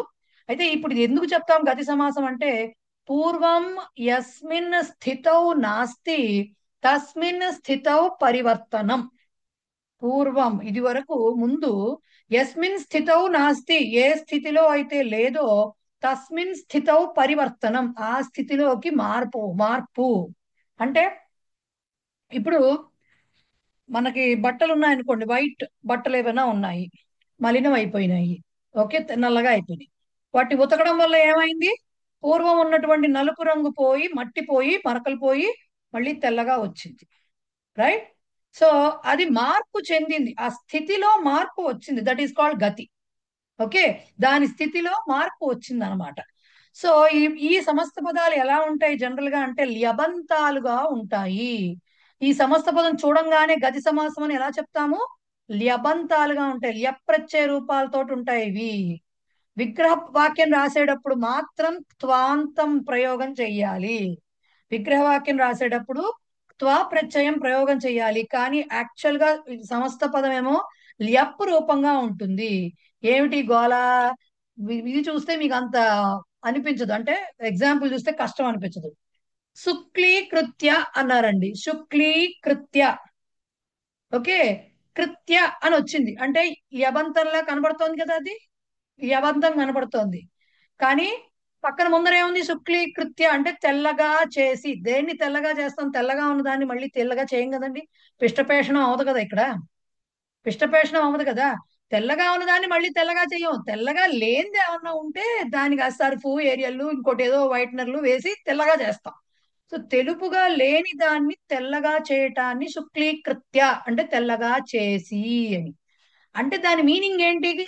యబంతం సమస్త పదం ఉండాలి, కానీ త్వాంతం వస్తుంది విగ్రహ వాక్యంలో అన్నారు. అంటే అశుక్లం తెల్లగా లేని దానిని శుక్లం తెల్లగా కృత్వా చేసి అని అర్థం. ఈ విగ్రహవాక్యం అంటే ఏంటి? సమస్త పదం యొక్క అర్థాన్ని తెలిపేది. సో శుక్లీకృత్య అంటే అర్థం ఏంటి? అశుక్లం శుక్లం కృత్వా అని రాయాలి. అక్కడ కృత్య అని రాయకూడదు. ఎందుకు? కృత్వ అనేది నార్మల్, కరోతికి కృత్వ అనే వస్తుంది, కృత్య రాదు. ఇలాంటి పదాలు మీకు గుర్తుందా? స్వీకృత్య ఉంది, స్వీకృత్య కాదు, ఉష్ణీకృత్య అనే పదం విన్నారు మీరు? శుద్ధీకృత్య కూడా ఉంటుంది. ఉష్ణీకృత్య విన్నారు మీరు? వేడి చేసి అని. మరి కానీ మరి ల్యబంతం వస్తోంది, కరోతి కనబడుతోంది అక్కడ, కాబట్టి మామూలుగా త్వా రావాలి, కానీ ల్యప్ వస్తోంది. ల్యప్ రావాలంటే ఇది ఉపసర్గ ఉండాలి కదా. అప్పుడు అనుకున్నాం ఉపసర్గ లేదు, కానీ ఇది ఉపసర్గలాగా యాక్ట్ చేస్తుంది అని. ఎందుకంటే ఉపసర్గ అంటే ఏంటి? ఏదైనా వర్డ్ కి ముందర పెట్టే మాట. రైట్. ప్రాదులు వేరు, ప్రాదులు సెట్ ఆఫ్ సంస్కృత ఉపసర్గలు విత్ మీనింగ్, అది వేరు. ఇవి వేరు. ఇవి కూడా ఒక వెర్బ్ కి శుక్లీకరోతి అంటే ఏంటి? తెల్లగా చేస్తున్నాడు. శుక్లీకృత్య అంటే చేసి, ఇది సమస్త పదము. ఓకే. సో దీన్ని యబంత సమస్త పదం ఉంది ఉంటుంది. దీనికి విగ్రహం రాసేటప్పుడు క్త్వా రావాలి, కృత్వానికి క్త్వాంతం రావాలి. అండ్ ఇది ఎలా చెప్తుంది, గతిని బోధిస్తుంది. ఇది ఒక స్టేజ్ లో ముందు ఇది వరకు ఆ స్టేట్ లో లేదు, ఇప్పుడు ఆ స్టేట్ లోకి మారింది, చేంజ్ ఆఫ్ స్టేట్. సో దీన్ని గతి సమాస అంటే అంటే దాని గతిలో మార్పు వచ్చింది, తెల్లగా లేనిది తెల్లగా అయ్యింది అనమాట. సో అశుక్లం శుక్లం కృత్వా, ఇలాంటివే మీకు ఎగ్జాంపుల్స్ అయ్యో ఎగ్జాంపుల్స్. సరళీకృత్య, స్వచ్ఛీకృత్య. స్వచ్ఛం దేని చేస్తాము, అక్కడ శుభ్రంగా లేకపోతే దాన్ని శుభ్రం చేస్తాం, రైట్? అలాగే ఈజీగా లేకపోతే కాస్త నేను దీన్ని కొంచెం I will make it easy అంటాం. అంటే ఏంటి, ఆల్రెడీ కొంచెం కఠినంగా ఉందన్నమాట. సో దాన్ని సరళీకృత్య అంటే అసరళం సరళం కృత్వా, అస్వచ్ఛం స్వచ్ఛం కృత్వా అనే రాస్తాం. దానికి అది పద్ధతి. ఎందుకండి అలాగే రాయాలంటే అది ప్యాటర్న్, వాళ్ళు డిసైడ్ చేశారు ఇలా వస్తే ఇలా రాయాలి అని వాళ్ళు డిఫైన్ చేసి పెట్టారు. సో మనం అలాగే రాయాలి. అర్థమైందా గతి సమాస? అర్థమైంది madam. Right. Next last the ప్రాదయహాలో లాస్ట్ ది ఉపపద సమాస. ఉపపదం అంటే కూడా ఇలాగిందా గతిలాగానే ఒక సంజ్ఞ అన్నమాట. అది కూడా ఒక టైప్ ఆఫ్ మాట, ఒక రకమైనటువంటి సంజ్ఞ. ఇప్పుడు కృదంతంతో ఈ ఉపపదం ఒక రకంగా చెప్పాలంటే అది మన సుబంతం లాంటిదే అది కూడా. ఓకే, ఉపపదం కూడా ఒక రకమైన సంజ్ఞ అంటే ఒక నామపదం లాంటిదే అనమాట అది కూడా.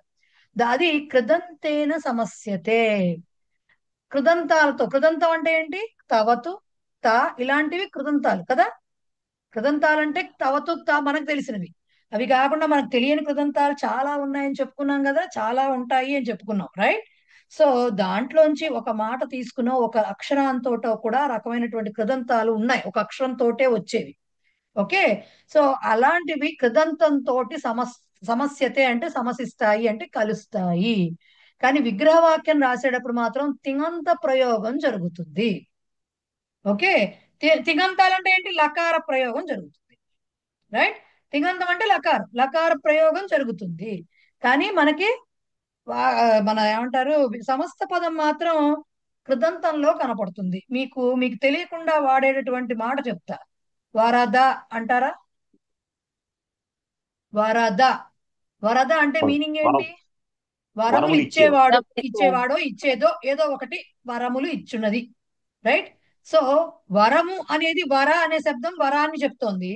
ద అనేది ఏం చెప్తోంది, ఇచ్చుట అనే దాన్ని చెప్తోంది. సో ఇచ్చుట అనే దాన్ని చెప్తాం. సో మనం వరదుడు అంటే ఏం చెప్తున్నాం, మనం వరములు ఇచ్చువాడు అని చెప్తున్నాం.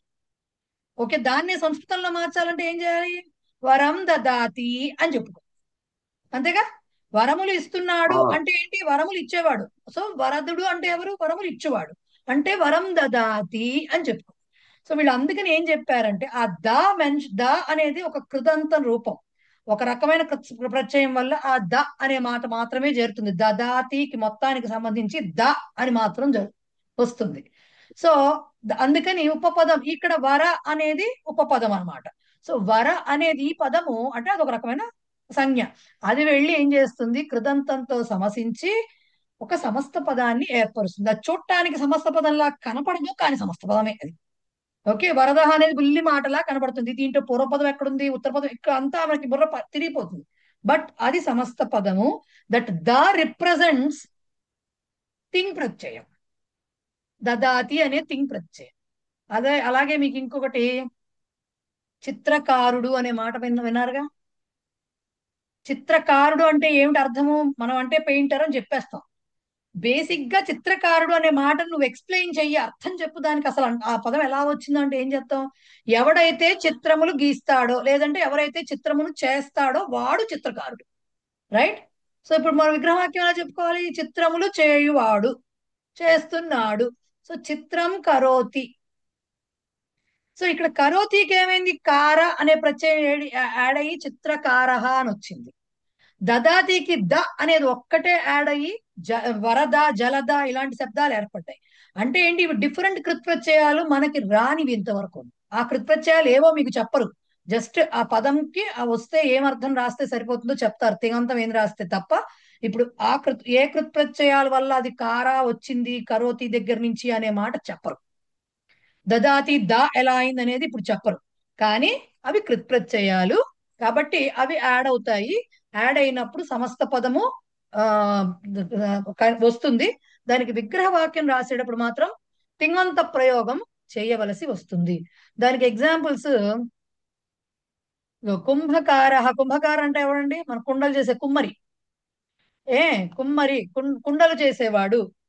కాబట్టి కుంభం కరోతి ఇతి అని ఆ దదాతి ఇతి కరోతి ఇతి జానాతి ఇతి అలా చేస్తాడు కాబట్టి అలా అని ఆ పేరు వచ్చింది అని చెప్పడం అనమాట. సో తింగంత రూపము ప్లస్ ఇతి కూడా రాయాలి విగ్రహ వాక్యంలో. అది సింటాక్స్ అంటామే సాఫ్ట్వేర్ భాషలో. అది ఒక ఇదనమాట, పద్ధతి, రాసే పద్ధతి, విగ్రహ వాక్యం రాసే పద్ధతి. ఉపపద సమాసానికి విగ్రహ వాక్యం రాసే పద్ధతి. తింగంత పొదు పదం రాసి చివరిలో ఇతి కూడా రాయాలి. సో కుంభకార అంటే ఆ కార శబ్దము కృదంత రూపము, కరోతి అనే దాన్ని రిప్రజెంట్ చేస్తుంది అది. సో కుంభం కరోతి ఇది కుంభకార. శాస్త్రం జానాతి ఇది శాస్త్రజ్ఞ. జలం దదాతి ఇది జలదః. వరం దదాతి ఇది వరదః. ఇలాగా చిత్రం కరోతి ఇది చిత్రకారః. ఇలా డిఫరెంట్ రూపాలు వస్తాయన్నమాట. దీన్ని ఉపపద సమాసః అంటారు. క్లియర్? మేడం శాస్త్రకార అంటే అప్పుడు శాస్త్రం శాస్త్రం జానాతి కరోతి. అంటే కరోతి. ఓకే. మీరు అక్కడ ఏది ఇస్తే మీకు అక్కడ మాట జ్ఞా ఎక్కడి నుంచి వచ్చింది? జానాతి నుంచి వచ్చింది. దదాతి నుంచి వచ్చింది. కార కరోతి నుంచి వచ్చింది. కాబట్టి మీకు ఒకవేళ శాస్త్రకార అంటే అదే రాయాలి. శాస్త్రం కరోతి ఇది అని రాయాలి. ఓకే. భాష్యకార భాష్యం కరోతి ఇది. ఓకే, ఇలా రాయాల్సి వస్తుంది అనమాట. తంత్రజ్ఞ తంత్రం జానాతి ఇది. రైట్? ఎస్. ఒక్క నిమిషం. ఏంటది? టీకాకార. టీకాం కరోతి. టీకాం కరోతి ఇది టీకాకార. ఓకే. సో ఇలాంటి పదాలు వస్తాయన్నమాట. రైట్? అర్థమైంది కదా? ప్రాది నై సమాస, కుసమాస, ప్రాది సమాస, గతి సమాస అండ్ ఉపపద సమాస. మనకి ఇక్కడ అవి ఏవి ఇవ్వలేదు కదా. జస్ట్ ప్రాది సమాస అంటే ఒక ఎగ్జాంపుల్ ఇచ్చారు, గతికి ఒక ఎగ్జాంపుల్ ఇచ్చారు, ఉపపదానికి ఒక ఎగ్జాంపుల్ ఇచ్చారు. అది చెప్పుకుంటే మనకు ఎలా అర్థం అవుతుంది? అందుకని మనం ఇంత కష్టపడి గొంతు చించుకుని చెప్పుకోవాలి. రైట్? ఎస్. ప్రతాప్ గారు చెప్పండి సార్. ఇది నీరు ఆవిరైపోవడం, నీరు మంచివాడు, అది గతి సమాసం వస్తుందా? పదం కావాలి సార్. ఇక్కడ మనకు మీనింగ్ ఏం జరుగుతోంది, ప్రక్రియ మనకు సంబంధం లేదు. పదం కావాలి. బాష్పీకృత్య అంటే అప్పుడు అది చెప్పాలి. బాష్పీకృత్య అంటే జలం, బాష్పీకృత్య అంటే అబాష్పం బాష్పం కృత్వ అని వస్తుంది. ఓకే, అంటే అదే గతి సమాసం కింద వస్తుందా? ఎస్ వస్తుంది. బాష్పీకృత్య అని మీకు సమాసము ఇవన్నీ సంస్కృతం ఎంతసేపు శబ్దాలతో ఉండే ఆట అండి. మీరు మీకు థాట్ ఒకటి ఉండొచ్చు, మీ ఆలోచన ఒకటి ఉండొచ్చు, మీరు చెప్దాం అనుకుంటున్నటువంటి సిచ్యుయేషన్ ఆర్ కండిషన్ ఒకటి ఉండుండొచ్చు, కానీ మీరు దాని శబ్ద రూపంలో ఎలా చెప్తున్నారు అనేది ఇంపార్టెంట్.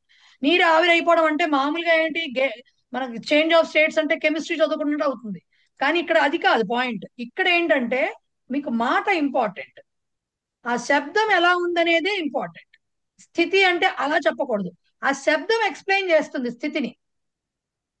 సో శబ్దం ఉష్ణీకృత్య అన్నాం అనుకోండి, వేడిగా లేని దానిని వేడి చేస్తాం, కానీ ఆల్రెడీ వేడిగా ఉన్న దాన్ని ఎందుకు వేడి చేస్తాము? రైట్? సో అప్పుడు ఔష్ణం అంటారు. ఉష్ణం అంటే ఔష్ణం అవుతుంది, లేకపోతే అనుష్ణం వస్తుంది. అనుష్ణం ఉష్ణం కృత్వ. ఓకే, సో ఇలా వస్తుంది అనమాట. అది చెప్తాం, వేడి చేసి అంటాం. కానీ ఇప్పుడు పాలు వేడి చేసి ఇచ్చాను అన్నారు అనుకోండి, అప్పుడు ఏమంటాం? క్షీరం ఉష్ణీకృత్య దత్తవతి అని చెప్తాం. ఓకే, సో అలా చెప్తాం. అంతేగాని మీరు నీటిని ఆవిరి చేసి అలా చెప్పకూడదు, అప్పుడు వేరేగా వస్తుంది మాట. Okay, right. Ramakrishna Uppuluri sir చెప్పండి సార్. ఏరి అక్కడే ఉన్నానండి. ఓకే.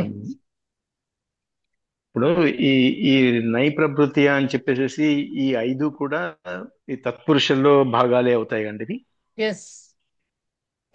ఓకే. తర్వాత తత్పురుషులో మీరు ఒక్కొక్కటి చెప్పేటప్పుడు ఒక్కొక్క దానికి ఈ ఉత్తర పదంలో ఈ పదాలుంటే వస్తాయి అన్నారు. అంటే ఈ పదాలు ఉన్నప్పుడే వస్తాయి అనా, లేకపోతే ఖచ్చితంగా ఈ పదాలు ఉంటాయి అప్పుడే ఉపయోగపడుతుంది, ఇంక వేరే చోట రాదు అనేనా అర్థం దానికి? అంతేనండి. ఈ పదాలు కాకపోతే ఇంకా సెట్ ఉండొచ్చు. మనకి ఇచ్చిన వాటిల్లో నేను మెయిన్ ఇంపార్టెంట్ మనకు బాగా ఫ్రీక్వెంట్ గా మనం అంటే మనకి తగిలేవి చెప్పాను నేను. బట్ మీరు సమాసాల పుస్తకం మీకు ఇచ్చుంటారు కోవిదాకి సంబంధించి, అది చూస్తే ఇంకా లిస్ట్ చాలా ఉండొచ్చు. బట్ ఇవి ఉంటే మాత్రం ఖచ్చితంగా అదే వస్తుంది అని చెప్పండి. ఓకే, అంటే ఇవి కాకుండా కూడా ఇంకా ఉండొచ్చు, బట్ ఇవైతే ఎసెన్షియల్ ఖచ్చితంగా వచ్చేటువంటివి. అంతే. ఇవి వస్తే అదే ఖచ్చితంగా రావాలి అని, ఇంకా కండిషన్స్ అప్లై అన్నిటికీ, సమాసాలకు అన్నిటికీ కండిషన్స్ అప్లై అని పెట్టుకోవడమే మనం. రైట్? Okay madam. ఓకే. శేషమాధవి చెప్పండి.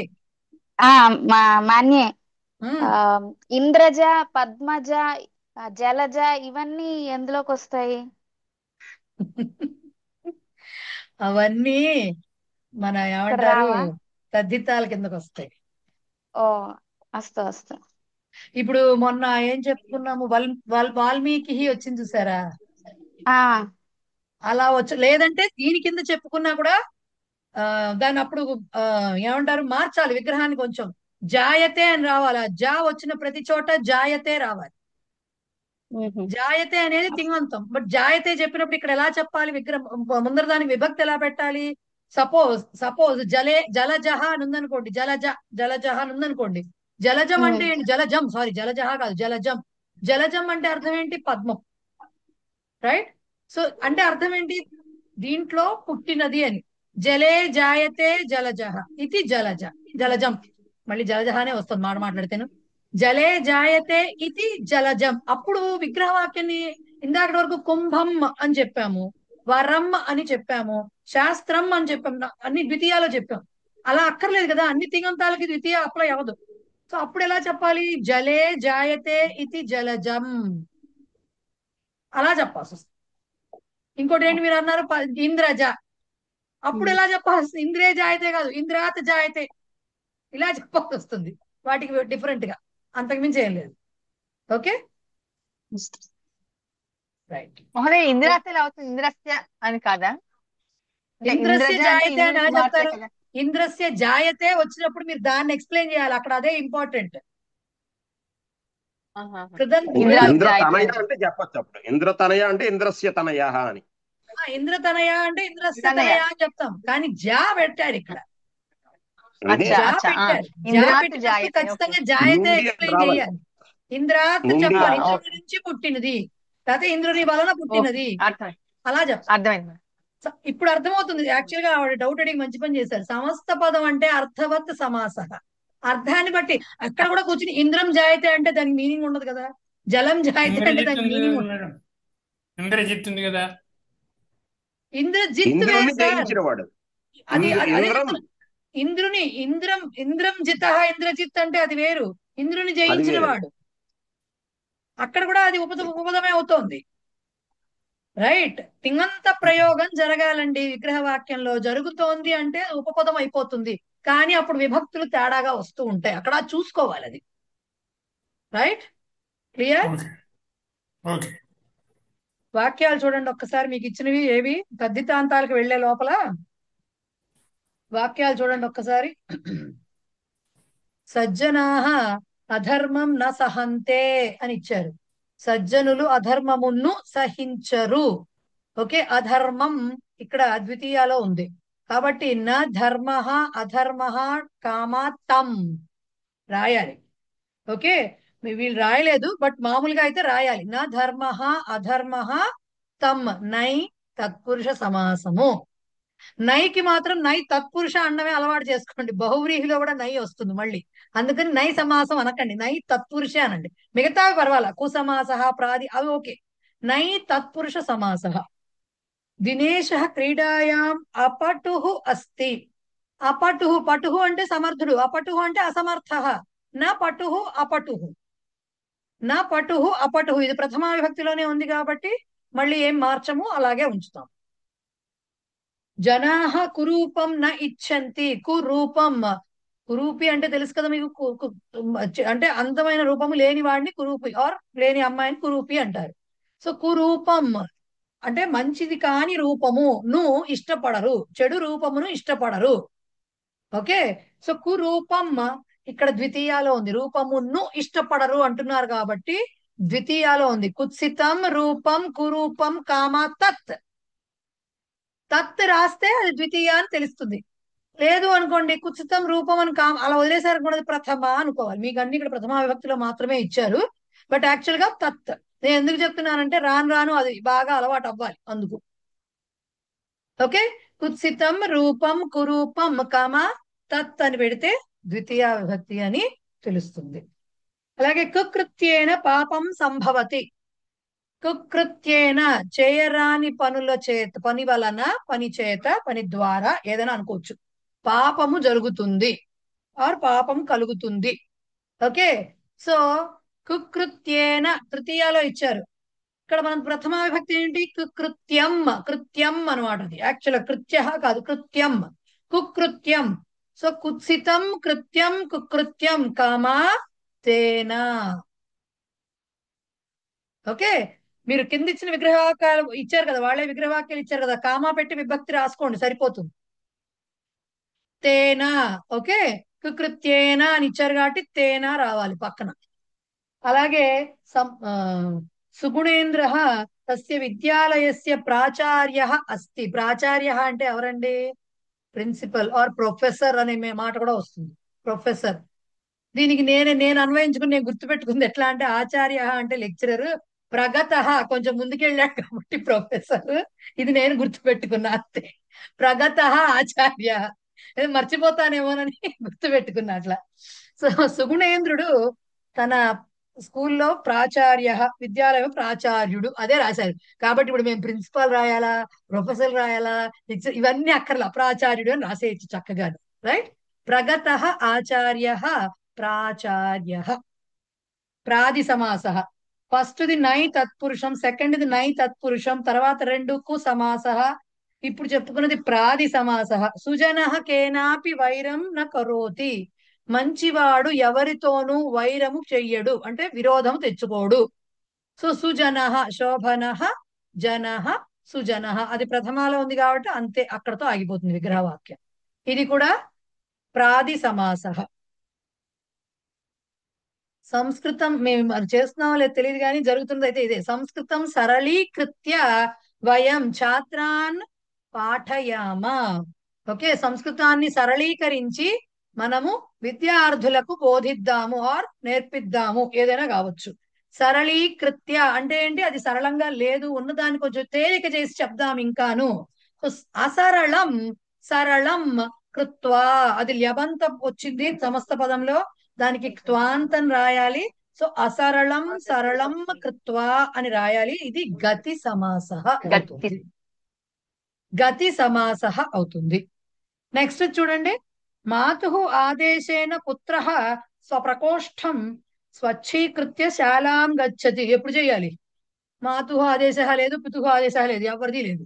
సో మాతు ఆదేశేన, తల్లి ఆదేశం మేరకు, పుత్ర కొడుకు స్వప్రకోష్ఠం తన గదిని స్వచ్ఛీకృత్య స్వచ్ఛంగా చేసి శుభ్రం చేసి స్కూల్కి వెళ్ళాడు. అంత బుద్ధిమంతులు ఈ కాలంలో ఎవరు లేరు. సో ఇప్పుడు ఏం చెప్తారు మనకు అవన్నీ కాదు కానీ, స్వచ్ఛీకృత్య అంటే ల్యబంత సమస్త పదం వచ్చింది. సో విగ్రహవాక్యంలో త్వాంతం రాయాలి కాబట్టి అస్వచ్ఛం స్వచ్ఛం కృత్వా. ఓకే, శుభ్రముగా లేని దానిని శుభ్రపరచి వెళ్ళాడు అని చెప్పటం అనమాట. రైట్, అస్వచ్ఛం స్వచ్ఛం కృత్వా, ఇది కూడా గతి సమాస అయింది. ఓకే, నెక్స్ట్ పంజరే స్థితోపి సింహ భయంకర ఏవ. అది బోన్లో ఉంది కదా అని చెప్పి సింహం ఏమైనా చాలా అందంగా ముద్దుగా ఉంటుంది ఏంటి? చచ్చినా ఉండదు, భయంగానే ఉంటుంది. ఎందుకు? భయం కరోతి ఇది భయంకర. భయం కరోతి ఇది భయంకర ఉపపద సమాస. ఓకే, భయంకర. నెక్స్ట్ది అస్మాకం శిక్షక శాస్త్రజ్ఞ అస్తి. మా శిక్షకుడు శాస్త్రజ్ఞుడు, శాస్త్రము తెలిసినవాడు. శాస్త్రం జానాతి ఇది శాస్త్రజ్ఞ. ఓకే, సో ఇప్పుడు విగ్రహవాక్యాలు ఒక్కొక్క సమాసానికి సమస్త పదానికి విగ్రహవాక్యం రాసే ప్యాటర్న్స్ ఉంటాయి, అవి తెలుసుకుంటూ ఉండాలి, అవి గుర్తు పెట్టుకోవాలి.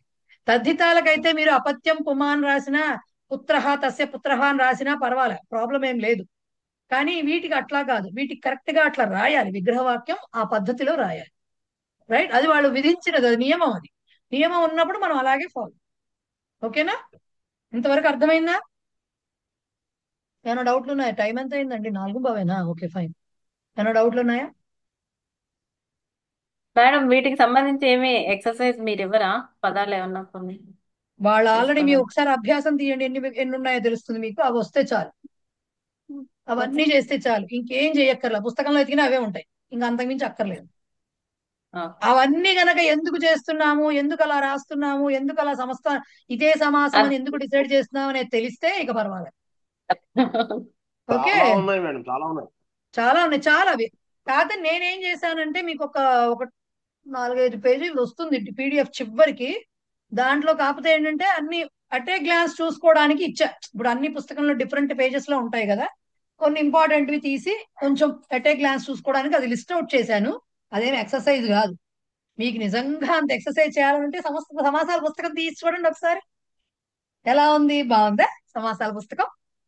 చక్కగా వేడివేడిగా ఘాటుగా ఉంటుంది అది. మేడం తీసి చదవడం చూసారా? కూడా రావట్లేదు మేడం నాకు అది. సమాస చదవడం కూడా పుస్తకం, రావట్లేదు నాకు. సమాస పుస్తకాలు తీసి చూసారా అసలు? చూసాము కానీ చూడలేదా? చూశాను మహోదయ, నాకు ఏది చేయలేదు. చదవడం కూడా రాలేదు. చేయలేదు మహోదయ. అసలు ఏమి అర్థం ముందు కావట్లేదు. ఇక్కడ ఒక ఐడియా చూసాం వస్తే అప్పుడు అది తెరవచ్చని. మొదటి పేజ్ ఇది చూసా, ఇంకా ఓపెన్ చేయలేదు. ఇది ఐడియా వస్తే కూడా కొంచెం చేయగా బాగా గుర్తుండి ఫింగర్ టిప్స్ లోకి ఇవన్నీ వచ్చేది. ఎస్, రామమోహన్ గారు చెప్పండి సార్. సార్ మ్యూట్ లో ఉంటారు, అన్మ్యూట్ చేసుకుని సార్ చెప్పండి సార్. వివి రామ్మోహన్ గారు. మీరు రికార్డింగ్ బటన్ మర్చిపోయారని చెప్దామని రేజ్ అదే, చేశాను, లేదు కాకపోతే ఇప్పుడే ఆన్ చేశారు. Right, okay okay, okay. Thank you.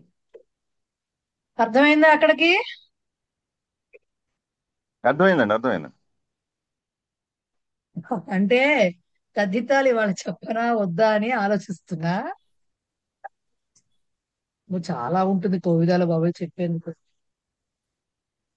తద్దితాలు కూడా చెప్తాను, ఈజీగానే ఉంటాయి ఈ తద్దితాలు కూడా. తద్దితాలు ఈజీ, పెద్ద కష్టం కాదు తద్దితాలు. ఇప్పుడు మనకు వస్తున్న తద్దిత ప్రత్యయాలు ఏమిటి అంటే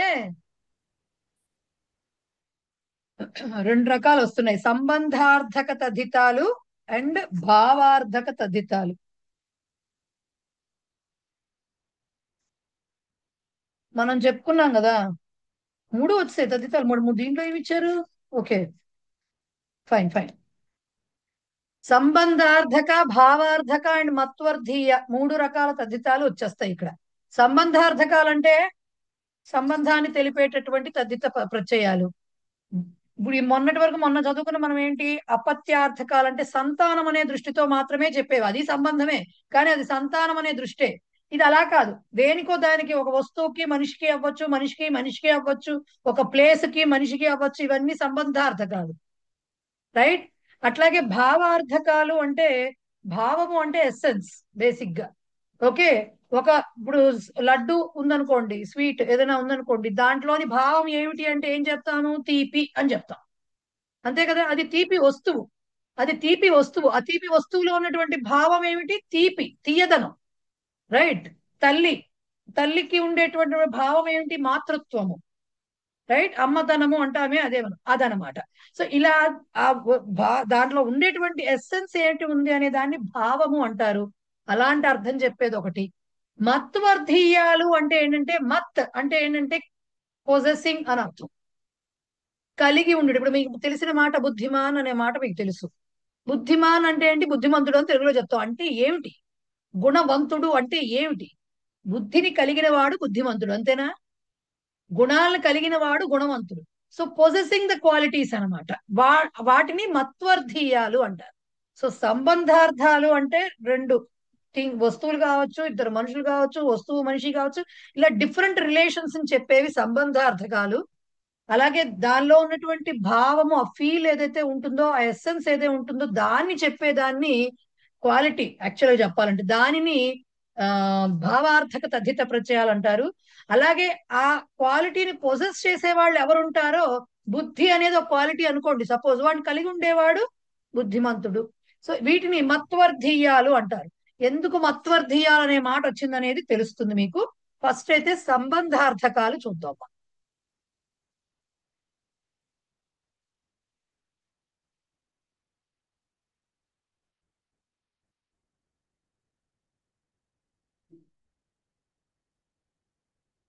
సంబంధార్థక తద్ధిత సంబంధార్థక తద్ధిత ప్రత్యయాల్లో ఫస్ట్ది ఆ అనేటటువంటి ప్రత్యయం. ఆ అనే ప్రత్యయం చేరడం వల్ల కొన్ని సంబంధాలు తెలుస్తూ ఉంటాయి మనకి. మీకు తెలిసిన దీంట్లో శైవులు వైష్ణవులు అనే మాటలు విన్నారు కదా మీరు. శైవ అంటే అర్థం ఏంటి? శివుడికి సంబంధించింది శైవ. అలాగే వైష్ణవ అంటే అర్థం ఏంటి? విష్ణువుకి సంబంధించింది వైష్ణవ. సో ఈ ఈ ఆ అనే ప్రత్యయము దానికి యాడ్ అవ్వడం వల్ల ఆ శివ పదం నుంచి దానికి శివస్య సంబంధిత పదాలు ఏవైతే ఉంటాయో, వస్తువులు ఏవైతే ఉంటాయో, మనుషులు ఎవరైతే ఉంటారో అవన్నీ కూడా శైవ అనే పదంతో తెలుస్తాయి అన్నమాట. ఓకే, ఇప్పుడు వీటికి విగ్రహవాక్యం ఎలా రాస్తాము? అయం ఇయం ఇదం అనేవి వస్తూ ఉంటాయి. ఓకే, అయం అంటే మీకు తెలుసు పుంలింగం, ఇతడు. ఇయం అంటే ఈమె స్త్రీ. ఇదం అంటే ఇది నపుంసకలింగం. సో ఇది ఎవరి పుస్తకం ఇప్పుడు అని చెప్తున్నప్పుడు ఏమవుతుంది అంటే, ఇప్పుడు ఇందాకే అన్నారు ఇంద్రజ అనే మాట ఇందాక వచ్చింది. ఇంద్రజ అంటే క్లియర్ గా తెలుస్తుంది, కానీ దాన్నే ఆ ఇంద్రజనే ఐంద్రీ అనొచ్చు. ఐంద్రి, ఇంద్ర పదం నుంచి వచ్చింది ఐంద్ర అనేటువంటి పదం.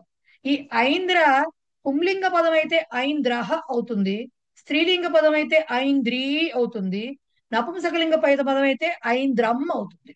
ఇప్పుడు ఈ ఐంద్రహ అనేవాడు శివుడు సేవకుడు అవ్వచ్చు, ఐంద్రహ సేవక అవ్వచ్చు. ఓకే, శివుడి పుత్రుడు, శివుడు కాదు ఇంద్రుడు. ఓకే, ఇంద్రుడి పుత్రుడు అవ్వచ్చు, ఇంద్రుడు సేవకుడు అవ్వచ్చు, ఇంద్రుడికి తమ్ముడు అవ్వచ్చు, ఇంద్రుడికి ఎవరైనా ఉంటే సపోజ్ ఇంద్ర అనే పేరు గల వాళ్ళకి ఎవడైనా కూడా పుంలింగ పదం అయితే ఐంద్రహ అని. ఈవెన్ గజము కూడా, గజహ పుంలింగ శబ్దం కదా. ఐంద్రహ గజహ ఏమిటది? ఐరావతం, ఐరావత, రైట్. అది ఐంద్రహ గజహ అంటే ఇంద్ర సంబంధిత గజహ. ఓకే, అలాగే ఐంద్రీ అన్నాము. శచీదేవి ఉందనుకోండి, శచీదేవి ఇంద్రుడి భార్య. సో ఇంద్రస్య భార్య, ఇంద్రస్య సంబంధిత స్త్రీ ఐంద్రీ అవుతుంది. ఐంద్రియ అవ్వక్కర్లా, ఇంద్రుడికి సంబంధించింది ఇంకేదైనా అవ్వచ్చు, ఐంద్రీ అవుతుంది స్త్రీలింగ పదం అయితే. అదే వజ్రాయుధం ఉందనుకోండి, ఇంద్రుడి ఆయుధం అది. సో వజ్రాయుధాన్ని ఐంద్రం అనొచ్చు, ఐంద్రం ఆయుధం అనొచ్చు, అంటే వజ్రాయుధం. అంటే ఈ ఐంద్ర అనే శబ్దం ఇట్ రిలేట్స్ టు ఇంద్ర అని చెప్తుంది అనమాట. సో అది పుంలింగ, స్త్రీలింగ, నపుంసకలింగాల్లో ఉండవచ్చును. ఒకవేళ అది పుంలింగం అయితే ఇంద్రస్య అయం ఐంద్రః, ఇంద్రస్య ఇయం స్త్రీలింగం అయితే ఐంద్రీ, ఇంద్రస్య ఇదం ఐంద్రం, ఇలా రాయాల్సి వస్తుంది విగ్రహవాక్యం. సిమిలర్లీ శైవ వైష్ణవ కూడా అలా అన్ని వస్తాయి. శైవ శైవీ శైవం, వైష్ణవ వైష్ణవీ వైష్ణవం. ఓకే, విష్ణోహ ఇదం, సారీ ఫస్ట్ శైవ వచ్చింది, శివస్య అయం శైవం, శైవ శైవ గణేశ అపి శైవ బికాజ్ శివస్య పుత్ర. ఓకే, శైవ. అలాగే ప్రమదగణాల్లో నంది ఉన్నది, అది కూడా మనకి శివస్య అని శైవ అనొచ్చు. దాన్ని కూడా ఎనీథింగ్, ఎనీ పుంలింగ శబ్ద related to Shiva it is called శైవ. ఎనీ స్త్రీలింగ శబ్ద which is related to Shiva it is called శైవీ. ఓకే, ఎనీ నపుంసకలింగ శబ్ద which is related to Shiva it is called శైవం. ఓకే, సో శివస్య అయం, శివస్య ఇయం, శివస్య ఇదం, శైవ శైవీ శైవం అవుతుంది.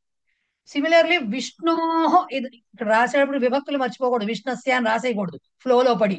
విష్ణోహ అయం, విష్ణోహ ఇయం, విష్ణోహ ఇదం. విష్ణోహ అయం అన్నప్పుడు మనం ఏం చెప్పుకోవచ్చు? శంఖ చెప్పచ్చు. విష్ణోహ ఇయం గదా చెప్పచ్చు. విష్ణోహ ఇదం చక్రం చెప్పచ్చు, సుదర్శన చక్రం. సో ఇలా చెప్పచ్చు. లేదు వైష్ణవి అని అంటారు అనుకోండి, లక్ష్మీదేవిని వైష్ణవి అనొచ్చు, పార్వతీదేవిని వైష్ణవి అనొచ్చు. ఎందుకు? పార్వతిని సహోదరి అంటారు కదా. కాబట్టి విష్ణోహో ఇయం అటు లక్ష్మి అవ్వచ్చు, ఇటు పార్వతి అవ్వచ్చు. నారాయణి పేరు విన్నారు కదా మీరు, నారాయణి నారాయణస్య ఇయం నారాయణీ అవుతుంది. సో నారాయణి అన్నప్పుడు అటు అమ్మవార్లు ఎవరైనా కావచ్చు, లక్ష్మీదేవి కావచ్చు, పార్వతీదేవి కావచ్చు, ఈవెన్ కృష్ణుడి సేన నారాయణీ సేన కూడా కావచ్చు. ఎందుకు? సేన స్త్రీలింగం కాబట్టి నారాయణస్య ఇయం నారాయణీ సేన అని వస్తుంది అనమాట. సో ఇవి ఆ అనే ప్రత్యయం ద్వారా ఇలా సంబంధార్థక తదిత ప్రత్యయాలు వస్తాయి. ఇది ఒకటే కాదు, ఇంకోటి ఉంది, ఈయ అనే పదం. భారతీయులు, విదేశీయులు ఈ మాటలు బాగా వినుంటారు కదా, నాటకీయ పరిణామాలతో చోటు చేసుకున్నాయని పేపర్ లాంగ్వేజ్, ఇవన్నీ బాగా విన్నాం మనం. ఓకే, సో మానవీయ దృక్కోణంలోంచి చూడండి, ఇట్లాంటి మాటలు వింటూ ఉంటాం. సో ఇవన్నీ కూడా ఈయ అనే ఇంకొక ప్రత్యయం ద్వారా వచ్చినవే. వాటికి కూడా విగ్రహవాక్యం ఇలాగే ఉంటుంది. భారతదేశానికి సంబంధించిన పుంలింగ పదం ఏదున్నా సరే భారతీయ, భారతస్య అయం భారతీయ, భారతస్య ఇయం భారతీయ, భారతస్య ఇదం భారతీయం. ఓకే, భారతీయం. సో ఇలా రాసుకోవాలి. అయం ఇయం ఇదం అనేవి ముఖ్యం ఈ సంబంధార్థక తదిత ప్రత్యయాల్లో. సో భారతస్య అని రాసు. అలాగే విదేశీయ అంటే విదేశస్య అయం, విదేశస్య ఇయం విదేశీయ, విదేశస్య ఇదం విదేశీయం. భారతీయ సంస్కృతి, విదేశీయ సంస్కృతి, ఇలా చెప్పుకుంటాం అనమాట. నాటకీయ నాటకస్య అయం ఇదం అయం ఇయం ఇదం, నాటకీయ నాటకీయ నాటకీయం. సిమిలర్లీ మానవీయ. ఈయ వినపడుతోంది కాబట్టి ఈయ అనేటటువంటి ప్రత్యయం అన్నమాట ఇది. ఓకే, ఇవి రెండు కూడా మనకి సంబంధార్థక తద్ధిత ప్రత్యయాలను తెలిపేవి. అ అండ్ ఈయ రెండు ప్రత్యయాలు. ఓకే, నెక్స్ట్ భావార్థకాలు చెప్పేందుకు మూడు ఉన్నాయి.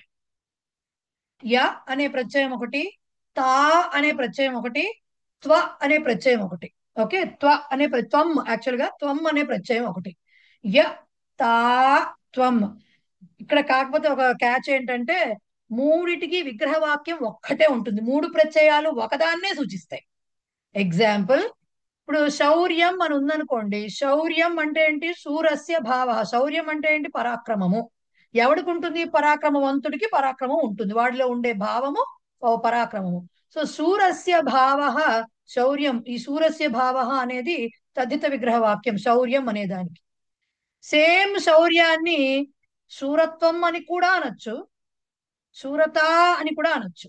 సో శౌర్యం అన్నా, శూరత్వం అన్నా, శూరత అన్నా మూడిటికి ఒక్కటే మీనింగ్, కానీ ప్రత్యయాలు డిఫరెంట్ ప్రత్యయాలు. య త్వం తా అనే మూడు డిఫరెంట్ ప్రత్యయాలు ఏర్పడటం వల్ల రెండేమో నపుంసకలింగ శబ్దాలు ఏర్పడతాయి, శౌర్యం అని శూరత్వం అని. ఒకటి స్త్రీలింగ శబ్దం ఏర్పడుతుంది, శూరత అని చెప్పి. సిమిలర్లీ ధైర్యం అంటే ధీరస్య భావ ధైర్యం, ధీరత్వం ధీరత, మూడు ఒకటే. ధైర్యం అన్నా, ధీరత్వం అన్నా, ధీరత అన్నా మూడిటికి విగ్రహవాక్యం ధీరస్య భావ అనే ఉంటుంది. కానీ మూడు డిఫరెంట్ తద్ధిత ప్రత్యయాలు య త్వం తా అనే మూడు డిఫరెంట్ తద్ధిత ప్రత్యయాలు యాడ్ అవుతాయి. కానీ వచ్చే మాటలు మూడు డిఫరెంట్ గా ఉంటాయి. రెండు నపుంసకలింగం, ఒక స్త్రీలింగం. మూడిటి అర్థము ఒకటే, మూడిటి విగ్రహ వాక్యము కూడా ఒకటే. ఇది గుర్తుపెట్టుకోవాలి. సో కౌమల్యం కోమలత, కోమలత్వం మూడిటికి అర్థం ఒకటే. కోమలస్య భావ, కోమలత్వం, కోమలత, కౌమల్యం ఏదన్నా కూడా ఒకటే. అలాగే మధురస్య భావ మాధుర్యం, మధురత్వం, మధురత మూడిట్లో ఏదైనా రాయొచ్చు, మూడు కరెక్టే. మధురస్య భావ అని. సో య త్వం తా అనేటటువంటి మూడు తదిత ప్రత్యయాలు కలవటం వల్ల వాటికి వచ్చేటటువంటి అర్థము భావార్థక తద్ధితాంత పదాలు వస్తాయి. రెండు నపుంసకలింగ పదాలు, ఒక స్త్రీలింగ పదం వస్తుంది. మూడిటికి అర్థం ఒక్కటే, విగ్రహవాక్యం ఒక్కటే, మూడు డిఫరెంట్ రూపాలు అంతే. రైట్, ఇది ఎంత ఈజీగా ఉన్నాయి కదా తద్ధిత ప్రత్యయాలు. ఓకే, భావార్థక ఇందాక చదివింది సంబంధార్థక, ఇప్పుడు భావార్థక. నెక్స్ట్ చదివేది మత్వర్ధీయాహ. మత్ అంటే మనం చెప్పాము, ఓకే, మత్ అంటే కలిగి ఉండడం అని. దాంట్లో మూడు ఉన్నాయి అనమాట. దీంట్లో కూడా మూడో రెండో ఉంటాయి, మూడు ఉంటాయి. సో ఫస్ట్ది ఈ అనమాట. ఈ అంటే గుణి, గుణిని. గుణి శబ్దం విన్నారు కదా, గుణిని శబ్దంలో గుణి, గుణినో, గుణినహ విన్నారు కదా. సో గుణి, గుణిని, గుణి అని వస్తాయి. గుణి, దండి, బలి, ధని అని ఇవన్నీ ఏవైతే ఉన్నాయో ఈ అనే ప్రత్యయం అనమాట. అంటే ఏంటి? గుణాన్ని కలిగిన వాడు గుణి, దండమును కలిగిన వాడు దండి, ఓకే, బలమును కలిగిన వాడు బలి, ధనమును కలిగిన వాడు ధని. ఓకే, సో దీనికి ఇప్పుడు విగ్రహవాక్యం ఎట్లా రాస్తాం? గుణ అస్య అస్తి ఇతి అని రాయాలి. ఇప్పుడు పుంలింగాన్ని చెప్తున్నాం కాబట్టి అస్య అస్తి ఇతి గుణీ పుంలింగ రూపం వస్తుంది. స్త్రీలింగం ఈమెకు ఉన్నది గుణము అని చెప్పాలంటే గుణిని అనేది స్త్రీలింగ రూపం. ఓకే, సో గుణ అస్యాహ అస్తి ఇతి అని రాయాలి.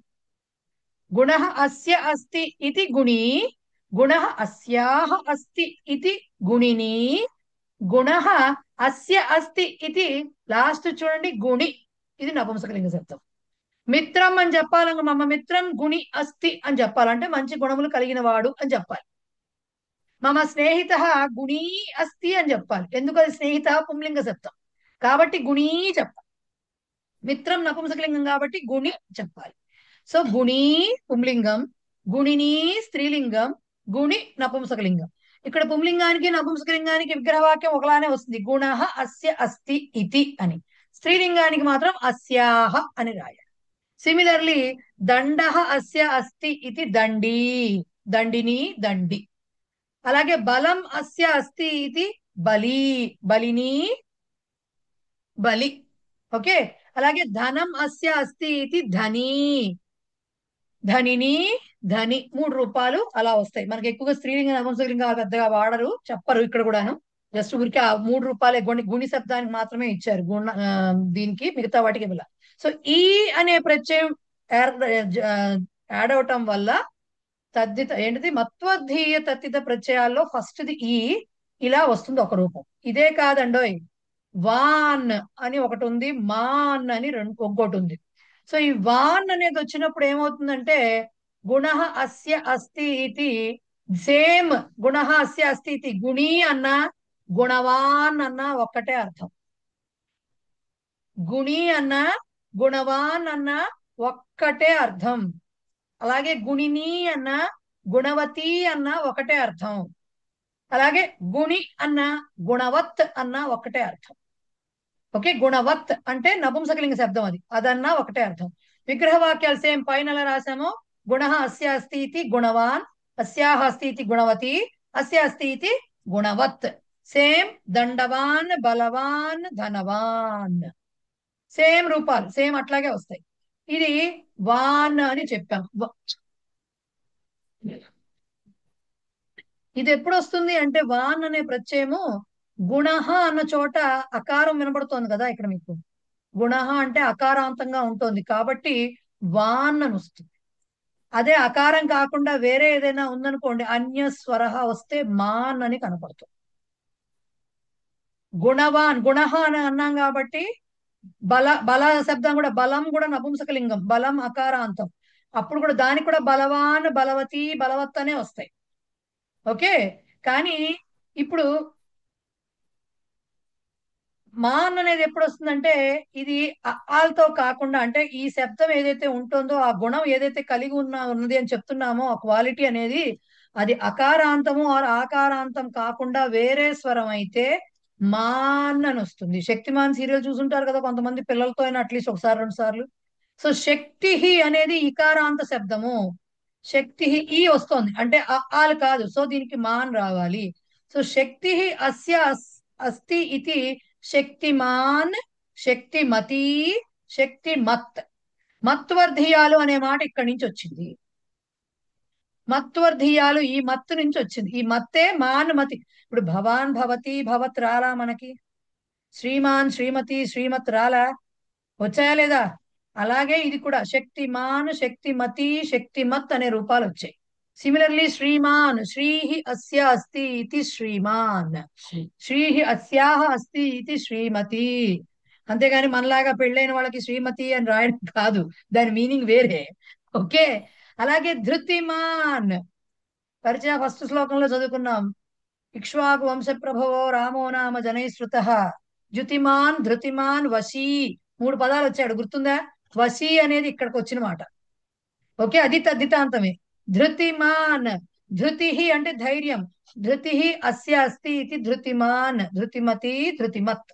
బుద్ధి అస్య అస్తి ఇది బుద్ధిమాన్ బుద్ధిమతి బుద్ధిమత్.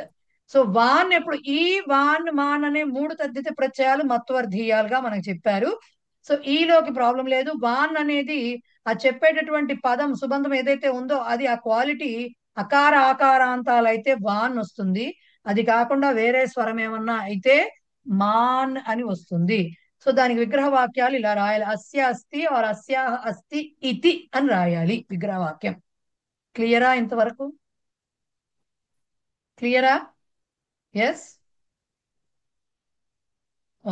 వాక్యాలు చూడండి ఒకసారి. ఫస్ట్ అంటే 31వ పేజీలో వాక్యాలు చూడండి. ఒక్కొక్కటి నేను చెప్తాను. ఐరావత ఐంద్ర గజ అనంగానే మనకు ఐరావతం అంటే ఎవరికో తెలియదు అనుకోండి. ఎవరికైనా అది ఇంద్రుడికి సంబంధించిన మనం ఏమంటారు, ఇంద్రుడికి సంబంధించినటువంటి ఏనుగు అని చెప్పడం అనమాట. ఓకే. సో ఐంద్ర గజ పుంలింగం కాబట్టి ఇక్కడ ఐంద్ర అనే శబ్దం వచ్చింది. ఇంద్రస్య అయం ఐంద్ర. ఓకే. ఇంద్రస్య అయం అని రాయాలి. అలాగే వయం భారతీయా అని చెప్పినప్పుడు భారతస్య భారతీయా బహువచనం వచ్చింది. ఓకే. భారతస్య ఇప్పుడు అయం ఇమౌ ఇమే చెప్పాలి. ఓకే. భారతస్య అయం బహువచనం వచ్చింది కాబట్టి భారతీయ సంబంధిత కాబట్టి భారతస్య ఇమే అని చెప్పుకోవాలి. భారతీయా బహువచనం వచ్చింది కాబట్టి అదే భారతీయ వస్తే అయం పెడితే సరిపోతుంది. అర్జునే ఇది ఫస్ట్ 2 మన సంబంధార్థక తదిత ప్రత్యయాలు. తర్వాత అర్జునే శౌర్యం అస్తి, అర్జునుడిలో పరాక్రమము ఉన్నది. శౌర్యం శూరస్య భావ. ఓకే. శౌర్యం య అనేటటువంటి భావార్థకం య అనేది. అదే కింద చూస్తే పుష్పే కోమలత్వం అస్తి, పుష్పములో కోమలత్వం ఉంది, సుకుమారత్వం ఉంది. సో సౌకుమార్యం అన్నా సుకుమారత్వం అన్నా సుకుమారత అన్నా కూడా ఒకటే మీనింగ్. సో కోమలత్వం అన్నారు ఇక్కడ వాళ్ళు. సో ఇది కూడా కోమలస్య భావ కోమలత్వం. తద్ధిత ప్రత్యయము ఏమిటది? భావార్థకము. 3 చెప్పారండి. ఒకటి యాకి శౌర్యం చెప్పారు, కోమలత్వం త్వంకి చెప్పారు, తాకి నెక్స్ట్ వస్తోంది. భాషణే మధురత భవేత్, మాటలో తీయదనం ఉండాలి. మధురత మధురత్వం అన్నా మాధుర్యం అన్నా కూడా ఒకటే. మధురస్య భావ మధురత. ఓకే. ఇవి ఫస్ట్ 2 వాక్యాలు ఏమో సంబంధార్థకాలు, తర్వాత 3 ఏమో భావార్థకాలు, తర్వాతవన్నీ మత్వర్థీయాలు వస్తున్నాయి. చూడండి. రామ గుణీ రూపవాన్ ఒక దాంట్లోనే వచ్చేసాయి అన్ని. గుణీ రూపవాన్ శక్తిమాన్ చ. రాముడు గుణీ గుణవంతుడు, గుణ అస్య అస్తి ఇది గుణీ. అలాగే రూపవాన్ రూపం అస్య అస్తి ఇది రూపవాన్, రూపవాన్ వాన్ అని వచ్చింది. ఎందుకు? రూపం అకారాంతం కాబట్టి. అలాగే శక్తిమాన్ శక్తి అస్య అస్తి ఇది శక్తిమాన్, ఎందుకు? శక్తి అనేది ఇకారాంతం కాబట్టి మాన్ వచ్చాను. 3 వచ్చాయి ఈ వాక్యంలో. ఇది మత్వర్థీయ తద్ధిత ప్రత్యయాలు. నెక్స్ట్ సీత గురించి కూడా చెప్పారు. రావణి చెప్పి సీతను వదిలిపెట్టేస్తే అట్లా మరి. అందుకని సీత సేమ్ గుణిని పైన ఇచ్చిన వాటికి స్త్రీలింగ రూపాలు ఇచ్చారు. గుణిని రూపవతి శక్తిమతి చ, సారీ బుద్ధిమతి చ. ఓకే. బుద్ధిమతి చ. సో గుణిని అంటే గుణ అస్యాహ అస్తి ఇది గుణిని. రూపవతి రూపం అస్యాహ అస్తి ఇది రూపవతి. బుద్ధిమతి బుద్ధి అస్యాహ అస్తి ఇది బుద్ధిమతి. 3 వచ్చాయి. 3 తదిత ప్రత్యయాలు వచ్చేసాయి. ఒకటి పుంలింగం అయింది ఒక వాక్యం, రెండోది స్త్రీలింగం అయింది. నపుంసకలింగం కూడా చెప్తున్నారు చూడండి. పుష్పం సుగంధి వర్ణవత్ రేణుమత్ చ. ఓకే. సుగంధి సుగంధి అంటే మరి సుగంధము కలది. పుష్పం నపుంసకలింగం కాబట్టి సుగంధితో ఆగితుంది. సుగంధం అస్య సుగంధ, సుగంధ అస్య అస్తి ఇది సుగంధి. నపుంసకలింగం ఇక్కడ. ఓకే. వర్ణవత్ రంగు కలిగినదిట, మంచి కలర్ ఉన్నదిట, మంచి సువాసన ఉన్నది, మంచి రంగు ఉన్నది. వర్ణ అస్య అస్తి ఇది వర్ణవత్, వర్ణవత్. ఓకే. రేణుమత్ అన్నారు. రేణు అంటే పరాగాలు అంటాం కదా మనం, పైన పుప్పొడి అంటాం కదా. సో అది ఉన్నది, అది కలిగినదిట. సో రేణుహు ఉకారాంత శబ్దం కాబట్టి మత్ అని వచ్చింది. రేణుహు అస్య అస్తి ఇది రేణుమత్. సో 3 వాక్యాల్లో మొత్తం 3 రకాల తదిత ప్రత్యయాలు మత్వధీయాలు ఇచ్చేసి అది కూడా 3 లింగాల్లో చెప్పేశారు వరుస పెట్టి. అర్థమైందా ఇవి చెప్పింది? రేణుమత్. ఓకే. సో ఇవి చెప్పండి. గంధ అని మనం పుల్లింగం చెప్పుకున్నాం. అవును, గంధ సుగంధి పుంలింగ శబ్దం కాదండి, గుణ పుంలింగ శబ్దం. కానీ కలిగిన వాడైతే గుణి అవుతుంది, కలిగిన ది అయితే గుణిని అవ్వట్లే. అట్లాగే గంధ పుంలింగమే, పుష్పం కాబట్టి సుగంధి వచ్చింది, అక్కడతో ఆగిపోయింది. గుణి లాగా అన్నమాట. రైట్, అర్థమైంది అర్థమైంది. రైట్. సో ఇది మీకు వాళ్ళు చెప్పిన ఆ పక్కన అన్ని కూడా ఏమంటారు ఇచ్చినవన్నీ కూడా ఆల్మోస్ట్ అన్ని నేను కవర్ మేడం మరి ఇప్పుడు చేసేసాను. ఇక్కడ మనం విడతీసినప్పుడు సుగంధ అని సుగంధం అని నపుంసకలింగంలోనే గంధ పుంలింగ శబ్దం అండి. అంటే ఇప్పుడు విడదీసినప్పుడు ఎలా రాయాలి మేడం? అది సుగంధ అస్య అస్తి అని రాయాలండి. ఆ సుగంధము కలిగినది సుగంధి పుష్పము. సుగంధ అస్య అస్తి ఇది సుగంధి. ఓకే. అక్కడ రూపం వచ్చిందనుకోండి, రూపం నపుంసకలింగం అవుతుంది. రేణుహు పుంలింగ శబ్దమే అవుతుంది, ఉకారాంతం అవుతుంది. శక్తి ఇకారాంతం స్త్రీలింగం. వాటిని ఆ ఫామ్ లోనే తీసుకోవాలి, వాటిని మనం అటు ఇటు చేయకూడదు. వాటిని అది ఆ క్వాలిటీని కలిగి ఉన్నవి అని చెప్పింది, అప్పుడు లింగాలు వస్తాయి. రైట్, క్లియరా? అలసిపోయారు పాపం విని విని విని. లేదు మేడం, మీరు చెప్పి మేడం నేను ఒక చిన్న విషయం చెప్పాలనుకుంటున్నాను మేడం. అది ఐరావతం అనేది ఉంది కదా, ఐరావతం ఇంద్ర శబ్దంతో సంబంధం కలిగి ఉన్నదని మనకి చెప్పారు. కానీ యాక్చువల్ గా ఐరావతాన్ని ఇరావంతుని యొక్క కుమారుడు అని చెప్తారు. అది కావచ్చు, ఐరావత అది ఇరావంతుని కుమారుడు అవ్వచ్చు, అది అపత్యార్థకం, పక్కన పెట్టేయండి. కానీ ఇప్పుడు ఇంద్రుడు ఏనుగు పేరు ఏది అంటే ఏం చెప్తారు మీరు? ఇరావతుని కుమారుడు అని చెప్పరు కదా, ఐరావతం అనే చెప్తారు. సో ఐరావతం అనగానే మిగతా ఐరావతుని తండ్రి వాళ్ళందరూ గుర్తుకురారు మనకి. ఇంద్రుడు ఏనుగనే ఒక్క విషయమే గుర్తొస్తుంది. సో ఇప్పుడు ఇంద్రుడు వచ్చేసాక ఆ గజం అనేది ఇంద్రుడికి సంబంధించింది అయిపోయింది. మీరు నాకు పుస్తకం ఇచ్చేసాక నా పుస్తకం అయిపోయింది, అది అంతే. అది మీరు కొనుక్కొచ్చారా, మీరు చేత్తో రాశారా, ఇవన్నీ సంబంధం ఉండదు. ఇది ఎవరి పుస్తకం అంటే నా పేరు ఉంటే నా పుస్తకం అనే అంటారు. రైట్, అదనమాట. రైట్, వెంకట నరసి గారు చెప్పండి సార్. నమస్కారం అండి. ఇప్పుడు మీరు రూపవాన్, రూపవతి, రూపవత్ అని 3 రూపాలు ఉన్నాయి కదా. ఇప్పుడు ఈ పుష్పం సుగంధి వర్ణవత్ రేణుమత్ చ అని ఉంది. ఈ సుగంధికి మిగతా 2 రూపాలు ఎట్టొస్తుందండి? సుగంధి, సుగంధిని, సుగంధి, సుగంధి. సుగంధి పుంలింగం వచ్చి సుగంధి, సుగంధి స్త్రీలింగం వచ్చి సుగంధిని, నపుంసకలింగం వచ్చి సుగంధి. ధన్యవాదాలండి. సుగంధ అస్య అస్తి సుగంధి, సుగంధి అదే అండి. సుగంధ అస్య అస్తి, సుగంధ అస్య అస్తి సుగంధి, సుగంధ అస్యాహ అస్తి సుగంధి, సుగంధ సుగంధ అస్య. సార్ మూర్తి గారు ఒక్క నిమిషం ఉండండి సార్. ఒకటే గుర్తుపెట్టుకోండి, గుణిని గుణి అని ఉంది కదా, సుగంధి, సుగంధిని, సుగంధి, ఇలా గుర్తుపెట్టుకోండి. అన్నిటికీ స్టార్టింగ్ లో సుగంధ అని రాయాలి కదండి, సుగంధ అని రాయాలి. అది ప్రథమంలో ఉండాలి. అది ప్రథమ అని కాదు, అది నౌన్ ఫామ్ లో అలాగే ఉంటుంది. సుగంధ అనే ఉండాలి ఫస్ట్. సుగంధ అస్య అస్తి అయితే, ఒక్క నిమిషం సార్. సుగంధ అస్య అస్తి పుంలింగ రూపం అడుగుతున్నారు ఆయన. సుగంధి గుణి ఎట్లా అయితే వచ్చిందో సుగంధి, సుగంధిని, సుగంధి అలా వస్తుంది సార్. అర్థమైందా వెంకట నర్స్ గారు? ధన్యవాదాలండి.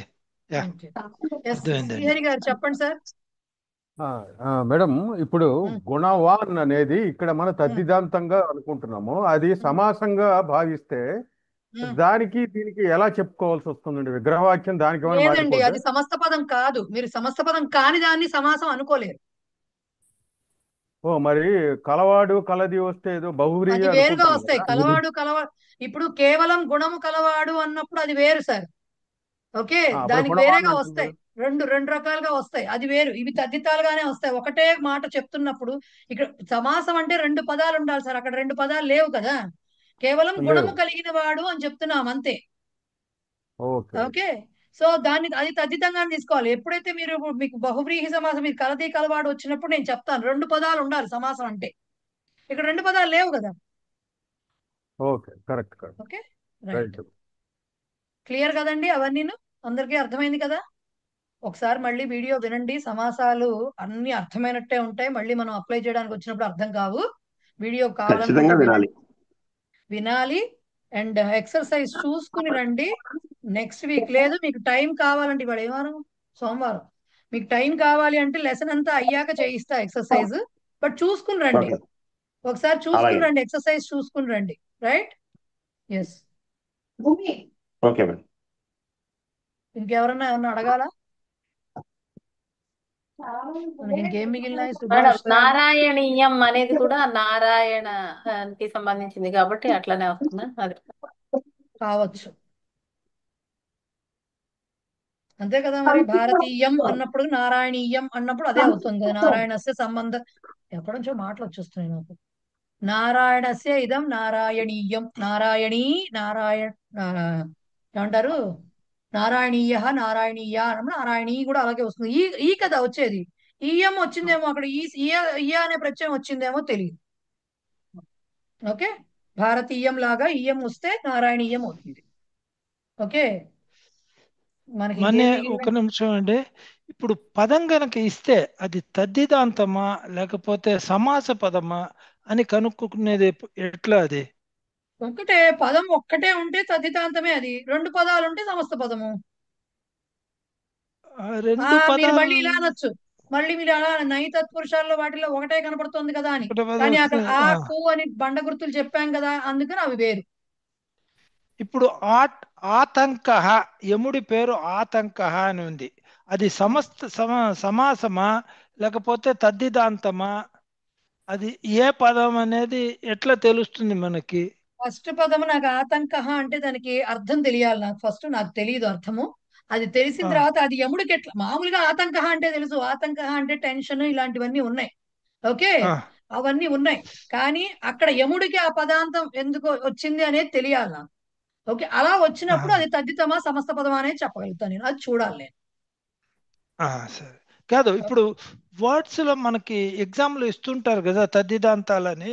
ఈ మాదిరి పదం కనుక వస్తే అది సమాస పదమా లేకపోతే తద్దిదాంతమా అని ఎట్లా తెలుసుకునేది? అంటే దాని బ్యాక్గ్రౌండ్ హిస్టరీ లేకుండా తెలుసుకోలేమంటారా? కష్టం ఎట్లా సార్, అది కష్టం. అంటే కష్టం అంటారా? మహాపండితులకి అయితే తప్ప అర్థం తెలియకుండా, అది ఎందుకు వాళ్ళకి అప్లై అయిందో తెలియకుండా మనం అది తద్దితమా లేకపోతే ఇదా అనేది చెప్పడం కష్టం. చెప్పడం కష్టం. ఓకే, ధన్యవాదాలు అండి. మేడం, కావ్య కథలో వచ్చిన డౌట్ ఉంది మేడం. చెప్పండి ఒక చెప్పండి పదంకి అర్థం చెప్పండి. రెండో కావ్య కథ రెండో పాఠము లో ఇచ్చిన దాంట్లో అంటే 37వ పేజీలో మూడో పేరాలో రెండో లైన్ లో నాకు చదవడం కూడా రావట్లేదు. అనన్యభాజం ఆన్పుహి ఆప్నుహి, అనన్యభాజం పతిం ఆప్నుహి. ఆప్నుహి అంటే ఏంటి మరి? ఆప్నుహి అంటే మీరు అసలు చూసారా? అది ఏ లకారమో ఏమిటో చూసారా మీరు?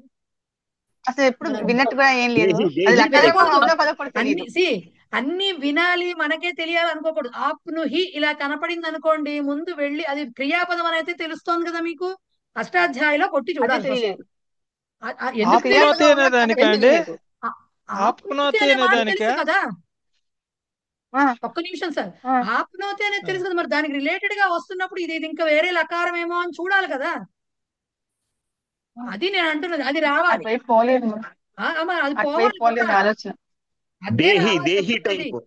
దేహి, త్రాహి, పాహి అంటున్నాము. మరి అవన్నీ క్రియాపదాలు ఎక్కడి నుంచి వచ్చినాయి? అవి మధ్యమ పురుష ఏకవచనం.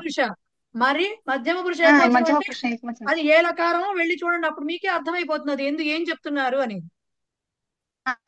అలాగే అదొకటి. ఓకే తర్వాత మేడం మామూలుగా జనరల్ డౌట్, ఇది జనరల్ డౌట్ ఏంటంటే మనం పరిచయాలు కర్మని నేర్చుకున్నప్పుడు తృతీయ ఆ, ఉమ్, తర్వాత తృతీయ విభక్తి ఉండి తర్వాత అదేంటిది ప్రథమ విభక్తిలోనేమో కర్త ఇది ఉండి వస్తుంది అంటే అక్కడ అలాంటి చోటే వస్తుందని అనుకున్నాను కదా. అంటే కర్మని అంటే తవ్యత అనియర్ వాడాలి అంటే కనుక తేన ఆ, ఆ, తేన అని స్టార్ట్ చేసి పాఠ పఠిత అని ఇలా చెప్తాం కదా, పఠితవ్యం అని చెప్తాం కదా. అలా కాకుండా షష్ఠీ విభక్తి గాని ఇంకోటి గాని వచ్చినప్పుడు కూడా అలా వాడేస్తుంటారా సహజంగా? ఒకటండి, మీరు తవ్యత్ అనియర్ చేసినప్పుడు జనరల్ గా తవ్యత్ అనియర్ చెప్పాము అంటే అది కర్మణిలో ఉన్నట్టే వాక్యం. ఓకే, కానీ అక్కడ కర్తృపదం చెప్పి తీరాలి అన్న నిబంధన లేదు. ఇప్పుడు ఆ తల్లి వెళ్తూ వెళ్తూ పాకః కరణీయ అందనుకోండి, ఇంట్లో ఇల్లాలు వెళ్తూ వెళ్తూ లేచి నేను అహం గచ్చామి పాకః కరణీయ అందనుకోండి, అర్థం ఏంటి? అక్కడ కరణీయ తవ్యత్ వచ్చింది, మరి అక్కడ కర్తృపదం చెప్పట్లేదు అంటే అక్కడ అర్థం ఏంటి? మయా పాకః కరణీయ అనే అర్థం అక్కడ. ఓకే, అలాగే ఇప్పుడు నేను చెప్తాను అనుకోండి, నేను మీకు చెప్తాను అనుకోండి, నేను మీకు చెప్తాను అభ్యాసాహ కరణీయాహ అని చెప్తాను నేను. అప్పుడు అర్థం ఏమిటి? చెయ్యాలి, అభ్యాసాలు చెయ్యాలి అంటే ఎవరు చెయ్యాలి? ఎవరి చేత చేయబడాలి. అది తవ్యత్. ఎప్పుడైనా గుర్తుపెట్టుకోండి, తవ్యత్ అనియర్ వచ్చాయి అంటే అది ఖచ్చితంగా కర్మణి వాక్యమే, బట్ అక్కడ కర్తృపదం ఉండి తీరాలన్న నిబంధన లేదు. ఓకే, అక్కడ కాంటెక్స్ట్ బట్టి అర్థమవుతుంది. ఒక్క నిమిషం, ఇప్పుడు కాంటెక్స్ట్ బట్టి అర్థమవుతుంది. ఇప్పుడు నేను మీకు చెప్పాను అంటే మీరు గృహ కార్యము చేయాలి అని చెప్తాను నేను. గృహ కార్యం కరణీయం అంటే యుష్మాభిహి అని అర్థం, ఆర్ భవద్భిహి అని అర్థం. అది చెప్పట్లా, నేను చెయ్యాలి అని చెప్తాను అంతవరకే. పరీక్షలకి బాగా చదవాలి అంటాము, ఆ కాంటెక్స్ట్. స్టూడెంట్స్ కి టీచర్ చెప్తున్నారు అనుకోండి, స్టూడెంట్స్ చేత చదవబడాలి అని చెప్తాం. లేదు నేనే చెప్తున్నాను అనుకోండి, మయా పఠనీయం అని చెప్తాం. అట్లా ఉంటుంది అది కాంటెక్స్ట్. ఇప్పుడు మీ డౌట్ ఏంటి చెప్పండి. ఇప్పుడు ఇదే పాఠంలో ఈ కావ్య కథలోనే రెండో పేర మొదటి లైన్ చూడండి ఒకసారి. ఇంద్ర సంతుష్ట అభవత్, తర్వాత సహ లోక కళ్యాణార్థం హరస్య పార్వత్యాః చ వివాహః కర్తవ్యః అని వచ్చింది కదా అక్కడ. అప్పుడు అర్థం ఏంటి? ముందు రెండు షష్ఠీ విభక్తిలో ఉన్నాయి కదా. ఎక్కడ షష్ఠీ విభక్తిలో ఉంది? అదే అంటున్నానండి, లోక కళ్యాణం కోసం శివునికి పార్వతికి వివాహము చేయవలను అంటే ఎవరు చెయ్యాలి? ఇంద్రాది దేవతలందరూ కలిసి చెయ్యాలి. వాళ్ళ గురించి వాళ్ళు అస్మాభిః దేవైః ఏదైనా రావచ్చు. అది చెప్పుకోవాలి. ఓకే, అలాగే, అది ధన్యవాదాలు. ఇలా వచ్చినంత మాత్రం అది కర్తరి వాక్యం అనుకోరాదు. ఎప్పుడైతే తవ్యత్ అనియర్ వినపడిందో అక్కడ ఖచ్చితంగా కర్మణి అది విధిగా చేయవలసిన వాటికి ఆ తవ్యత్ అనియర్ వాడితే దాని ఎఫెక్ట్ బాగుంటుంది, అందుకని అదే వాడతారు. అక్కడ కర్తృపదం ఎలా డిసైడ్ చేస్తామంటే కాంటెక్స్ట్ ని బట్టి డిసైడ్ చేస్తాం. మయా త్వయా యుష్మాభి అస్మాభి తైహి లేకపోతే తాభి ఏది వస్తుంది అనేది కాంటెక్స్ట్ బట్టి డిసైడ్ చేస్తాం. Okay, right. సో అది పరిస్థితి. వచ్చే క్లాస్ కి గురువారం వస్తుంది, గురువారం క్లాస్ కి చూసుకున్నాండి, ఎక్సర్సైజ్ చేసి మిగతా లెసన్ కంప్లీట్ చేసుకుందాం. ఓకేనా? ఎస్, ఏకతా మంత్రం అండ్ శాంతి మంత్రం పాడేయండి మల్లీశ్వరి.